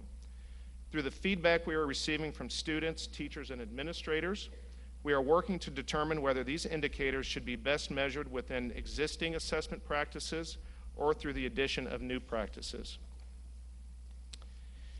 In addition to finalizing the draft of the domains and indicators for student products and performance, our team is currently working on the draft of the domains and indicators for the classroom environment that nurtures curiosity and creativity. This tool would provide teachers with ideas from which to develop performance tasks for the application of curiosity, creativity, and problem solving, as well as providing them with a means by which to self-assess the extent to which they nurture curiosity and creativity. Finally, this could be used as an auditing rubric to be used to document evidence of curiosity and creativity within the written curriculum. As with the student product tool, this draft is scheduled to be finished by the end of December. An early example of how this work is impacting our classrooms can be seen in goals set by classroom teachers taking the Nurturing Curiosity course this fall. After studying the characteristics of the curious classroom, teachers were asked to set a goal for one thing they would add to their classroom in order to more intentionally nurture curiosity and to describe the actions they would take in order to accomplish their goal. Here you see an example of a high school teacher, Monica Dickens from South High. Monica's goal revolved around creating an environment where student question asking is planned for and honored. Through the creation of a parking lot, students are able to post questions that they may not feel comfortable asking in front of the entire class, or that may not apply to the particular content of that lesson. Teachers that are participating in the course will report at our November class that I'm teaching. I would love to invite you to be there November 28th, Wednesday, 5 p.m. Southwest Middle is the last of our last of our three classes, and they'll be able to report on the impact that curiosity is having in their classroom. Our team is also facilitating the development of a database or resource that would provide teachers with tools to help enhance classroom instruction and assessment in a way that nurtures curiosity, creativity, and problem solving. Through the work of our Goal 2 team, we have already received feedback that these resources would need to be contained within the current structure of the online curriculum guide. An example of what this might look like can be seen here. Within Stage 3 of the curriculum guide, teachers could select from a list of resources that would nurture the development of curiosity, creativity, and problem solving. Teachers on curriculum action teams would select the strategies most applicable to the content of the unit and provide models and suggestions for how these could be used within the unit. Teachers would then be able to find within their particular unit a sampling of strategies or tools that would help them to design learning experiences around curiosity, creativity, and problem solving. These two strategies, for example, investigation by three and decision tree, are easy to use tools that can be added to the curriculum guide to help teachers intentionally plan and to provide students with a conceptual framework from which to make meaning of the content they are learning. All of this work does not happen without professional learning around teaching and assessing for curiosity, creativity, and problem solving. This fall, 10 elementary, middle, and high school teachers are participating in a salary credit course on nurturing curiosity. Teachers in the course are learning about the characteristics of curious learners and how to develop a learning environment and experiences that nurture this. Plans are for this course to be offered again in the spring and to add a nurturing creativity course for teachers to participate in. This spring, a creativity course for students is also being offered at South High, and I'm told enrollment is full. On January 2nd, the Mosaic staff will offer professional learning for elementary teachers around instructional strategies that focus on problem solving in the classroom. And finally, summer professional learning opportunities will continue to be provided for teachers around Goal 2. The final illustration represents the three stages of our work. As with the Understanding by Design process, we began with the end in mind, our desired results. We've defined what curiosity and creativity look like in the students and in the classroom, and we're currently working on stages 2 and 3 simultaneously, allowing stage 1, which as you've hopefully seen this evening, is so deeply influenced by our mission and vision. And that's all we have this evening. Questions? Wow. Yeah, it sounds like there's a lot of tools being developed, a lot of rubrics and things that, is any of that being assessed now, or is we're just in this kind of this beta part where we're trying to see what fits and what works we'll have best? it finished within, when you looked at the instructional strategies and these rubrics where we could look at the classroom environment or even student products, those will be finished at the end of next month, and we'll be able to start using those right away with teachers using them in their classroom. A lot of the strategies are already being used. The curiosity strategies I've distributed through social studies, and some of these strategies are what our teachers in many cases are doing already. They may not just consider it that they're teaching toward curiosity or creativity. So yeah, I think we'll have them ready very soon to use. It's amazing. When did you do your Project Parkway presentation? Last spring, I think it was. That's what I was thinking. Yeah. Wow, you've come so far so fast. That's amazing. Thank you.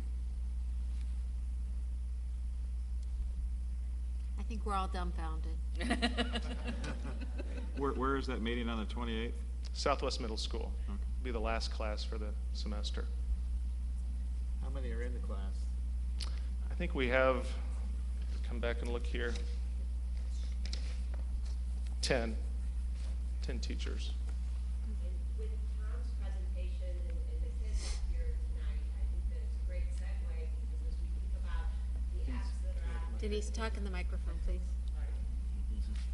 We think about the apps that are out there and all that bringing technology to school will bring to our curriculum, and to have a venue where we could, in stage 3 or in stage 2 of our online curriculum guide, kind of house all that so that it's very accessible. And to have it instigated by students. I mean, it's great. It's flipped. One, we think about that the campus access. One of the things that we've been doing a lot at the elementary level so far, Susan Irby and I have been really talking to teachers about an independent model of learning where students are not just asked a question and given one piece of evidence. If you stop to consider this, if we ask students a question and give them one piece of evidence and then ask them for the answer, what is the only answer they can give us? What was in the one piece of evidence? So we are encouraging teachers to provide students with multiple pieces of evidence, which hopefully, as you've heard tonight, is a facilitator of curiosity and creativity as they get multiple perspectives about a topic, and then asking students to form opinions, and as they get into the middle school and high school level, to argue their point of view and to support it with evidence, which is critical thinking, curiosity, creativity, and problem solving. And you can see, hopefully, the power of a student bringing his or her own device to access these multiple resources, because one of the things teachers will say is, this sounds wonderful, but we need lots of access to resources. Well, the students have the access to the resources, and they're skilled at quickly finding things, and as you heard from the teacher from Central Middle, their responsibility is really to help direct students toward those appropriate, reliable, and credible resources. So we believe that the open access to technology will do a marvelous job at enhancing and increasing curiosity and creativity. And it will be the one ever-changing world, too. Yeah. It won't be the same 5 years from now. Well, I was struck by some of the student comments during the technology portion that there seemed to be a lot more production going on, the note-taking and that sort of thing. And my initial expectation would have been a lot more focus on the consumption, because we're creating a limited technological infrastructure that's more geared toward consumption, reaching out and finding information as opposed to printing a document.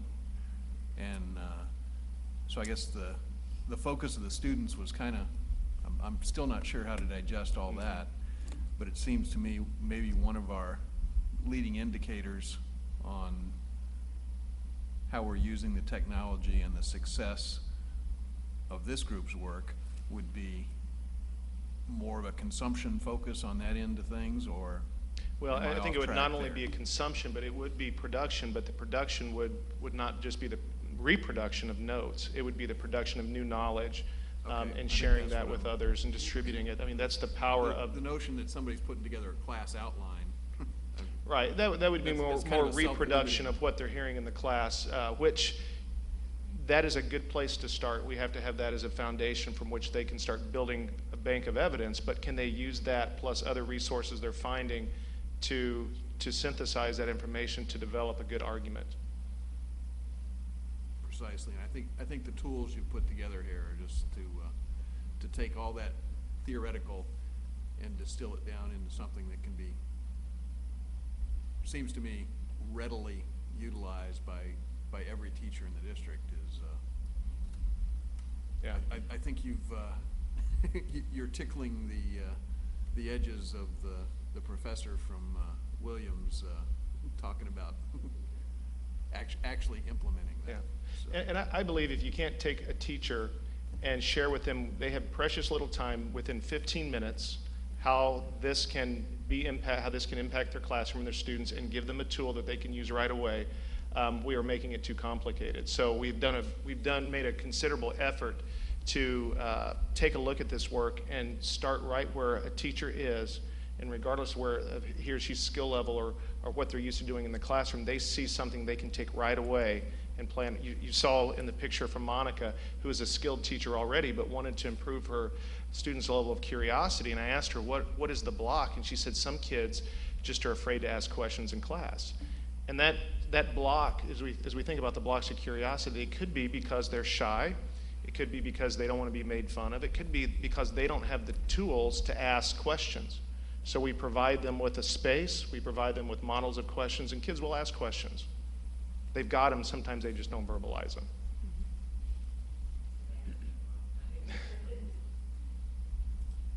Anything else? I just circle back around to what Lisa said. It's a little messier than we're used to in education. I mean, it's when you're letting people explore with technology and you're letting teachers take off in different directions. It's not as linear as, and I think that was a good point. And it's, for us, it's a bit more uncomfortable for students, as we saw tonight. It's pretty natural. Well, thank you both very much. Thank you all very much.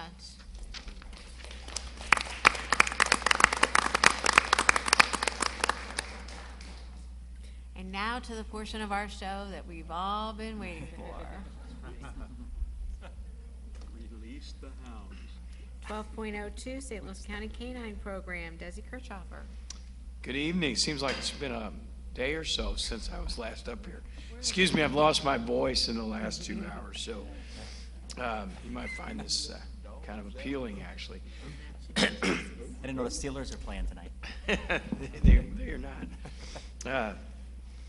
But good evening again, and I think tonight we want to present our plans to move forward with partnering with St. Louis County Police for an environmental strategy to help support our drug-free and safe school environment. As you know, got a clicker here somewhere to move this along.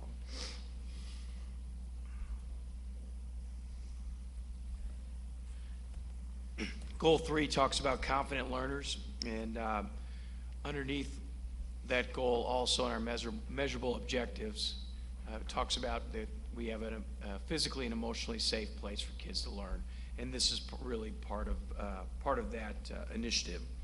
So we've worked with the high school principals, and we've talked about and the St. Louis County Police, and Michael here in a little bit is going to talk to you a little bit about what implementation can and would look like moving forward. But I also wanted to tonight review that this isn't a standalone, that it's packaged in a lot of efforts we have to make our schools safe and drug-free. So just, I'm not going to go into each layer of our preventative practice. You can see just as a visual, we have plenty of current practices that help prevent drug use and provide a safe environment. But in general, you know, we do have our general curriculum, but we also have programs as well, or organizations that we partner with. And so you can take a look at some of those. Also the community agencies and different partnerships that we have, along with our own security measures. You know, that includes Fred Crawford's here tonight, but Parkway does employ a chief of safety and security. We also have our school resource officers, and we've done some things over the last several years with our school buildings, the entrances, securing those tighter, and also our security cameras in our buildings. So just looking at some of our current data, you know, some of it suggests we're trending the right way, although our suspensions have reduced. Principal and superintendent level suspensions have actually reduced over several years. But drug and alcohol-related offenses have kind of remained constant. They haven't fluctuated or decreased like others have.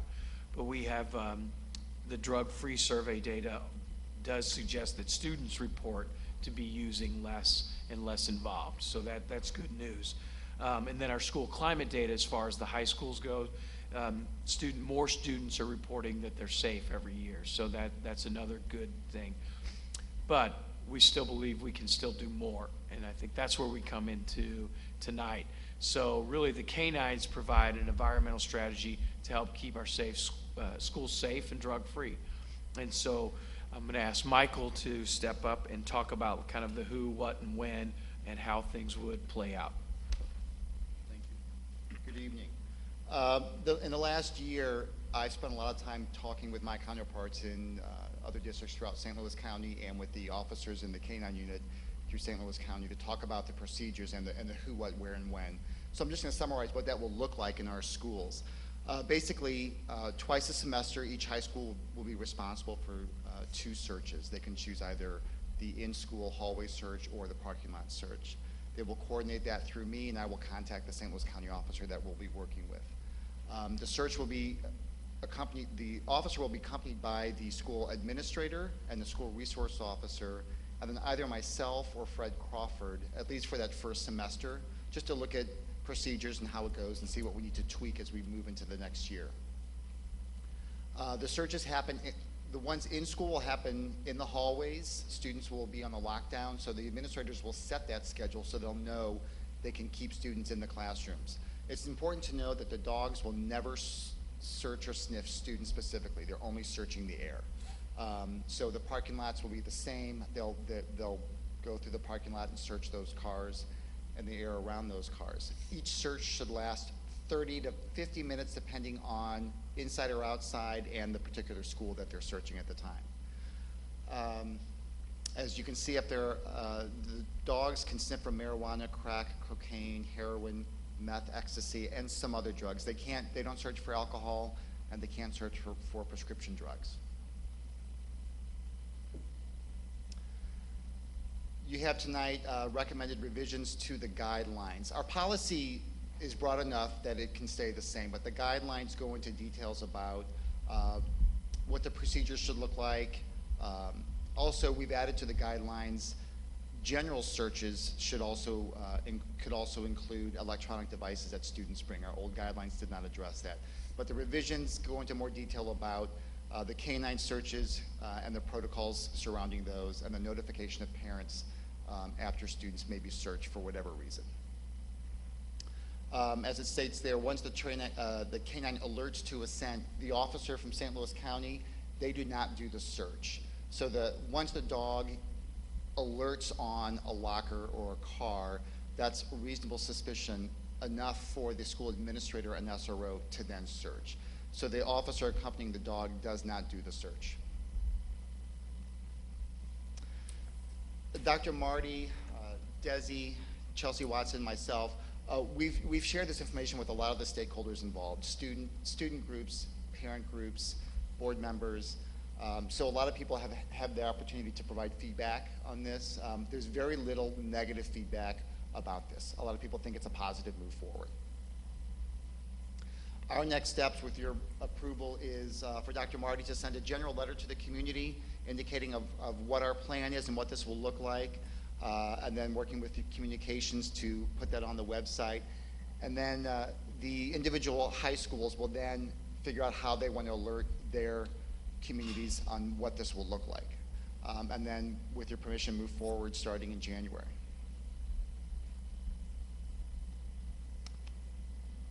With that, any questions? Yes. Is there any feeling? Is there any feeling that this would at some point be expanded to the middle schools? And that's something we would talk about. We wanted to start with the high schools first. The middle school principals have been part of the conversations, but we think if we just focus on what our procedures are now with the high schools at this level. And any experience with, have you talked to other school districts that do this and what their experience has been, and has it had the hoped for impact on drugs at that school? I talked to the officer who's done this, and what he shared with me was 90% of the time the dog does not alert on anything when they do a search. When it does, the 10%, 90% of those alerts are just the odor. They're not finding anything. So that's an indication that, so what I'd like to look at is our discipline data and see if we have fewer instances of kids having substances at school once they know dogs are coming and we're serious about it.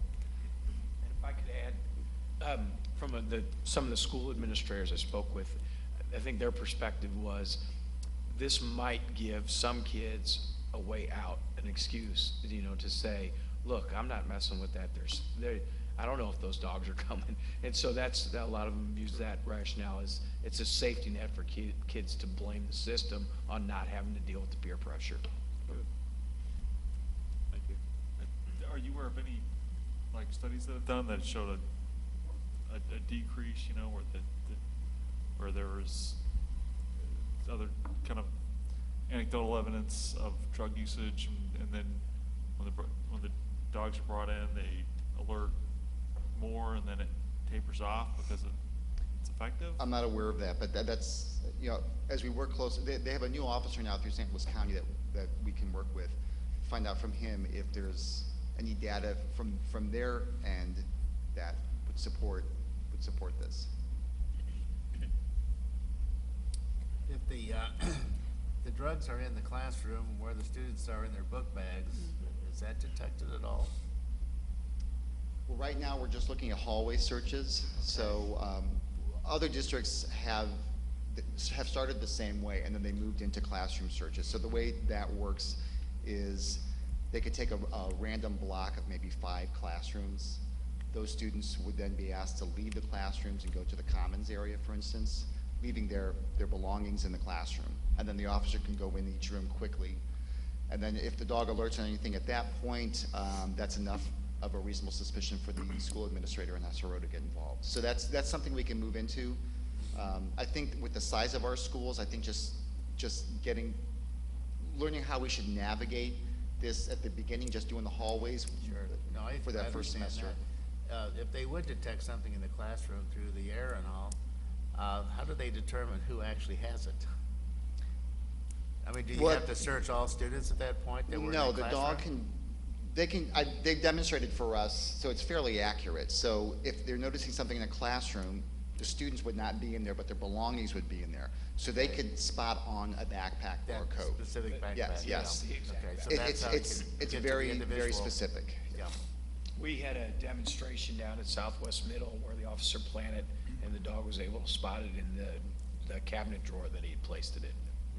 And how do you identify, when you identify that student, how are they pulled out later, or how do you approach them? That's a typical process that our administrators go through in terms of whether it's a K-9 unit identifying it, or if they heard from other students, so-and-so might have something on them today. So the administrators figured that out, how they handle it, based on the situation, if they know the student, and how they best want to handle it. Yeah, that's circumstantial, depends on what it is. So I was kind of thinking, like what Sam was thinking, we have so few students, I think, that actually use lockers these days. Right. High schoolers don't. I guess they'll be made, well, this is a public meeting, they'll be made aware that that's how we're starting, correct? With the Right. letter that goes home Right. to them. And did you say 2 times a semester? Yeah. 2 times a semester per school. Per school, and if the need arises, would they come back? Definitely. The officer says if you have if something's going on and you need them more than that, you call and they arrange it. Yeah. It's kind of the minimum standard we set to start, and but school I administrators just can didn't know if that schedule was a them. Michael. fast and hard thing, or if we. No. And then they can choose whether they want it parking lot or interior based on what time of year and any information they may have about what's going on at school. Is there a charge? No. You mean money, or you mean indictment? There could be charges, but there's no financial charge. Pending charge. There may be a charge. I think it's fair, and I think we've shared this with the board, but just for our communities aware, I mean, the St. Louis County is, I mean, they've been doing this for quite a while in other high Yeah, schools. they So have. we're not pioneers in this Right. at all. I mean, we're perhaps a little bit on the trailing edge of the implementation of this Right. as a school district. I just don't understand, kind of echoing what Sam and Dee are saying. Our kids don't use lockers. What are they gonna find in the hallways? Middle schoolers do, high schoolers don't. Some schools, some students do use lockers, and I think right now it's more the presence of students seeing that this is happening, and that I think the parking lot searches could also make students think twice about what they're bringing to school. So if they see the dogs in the parking lot, When we did hear from the students, a lot felt that that a lot of kids weren't, you know, that some of it was outside of school, but if they were bringing it, might be in their vehicles is kind of a primary one. So, I mean, a lot of the comments were, well, they're not really stupid enough to bring it into school, but it's still something that we thought is still necessary to bring the canines in, at least the first time through the hallways, and then on the parking lots. I mean, like I said before, that they will alert if it's ever even, if it's been in there at all, if they just kept it in their locker, you know, a day or so before, a week before, depending on how much they use it, so it doesn't have to be that. And I mean, you wouldn't find something, but you'd be aware that something had been, something going on there, so I think that'd be enough to. Do they have different dogs for the different types of drugs, or one No. dog fits all? no, there's canines, or there's the drug-trained canines. There's also canines trained for different, like bomb sniffing. Right, So if we have right. another issue, then we would call another unit. So, but you don't have to have a marijuana dog and a heroin dog. That's not over there. Yeah. That could be a long. You've got meth labs. One sniffer. Well, I want to compliment you. I had a couple of parents, and particularly one who several years ago went to his principal and told him about a drug problem because his daughter, and I think he repeated it 3 times, and he was told every time, we don't have a drug problem. The board won't allow us to. And I'm just glad times have changed, and I was able to tell that parent it's vastly changed. We not only discipline for those things now, he was excited to hear that we were bringing in dogs. Thought that was just a great positive thing to do that sends a great message. Thank you both very much. Thank you. Okay, 14.0 policy review, there is none. 15.0 call for a special meeting on January 12th, 2013. May I have a motion and a second that we call for a special session on January 12th, 2013 at 8 a.m. in the administration building. So moved. Second. All in favor? Aye. Any opposed? Motion carries 7-0. 16.0, call for executive session December 12th, 2012.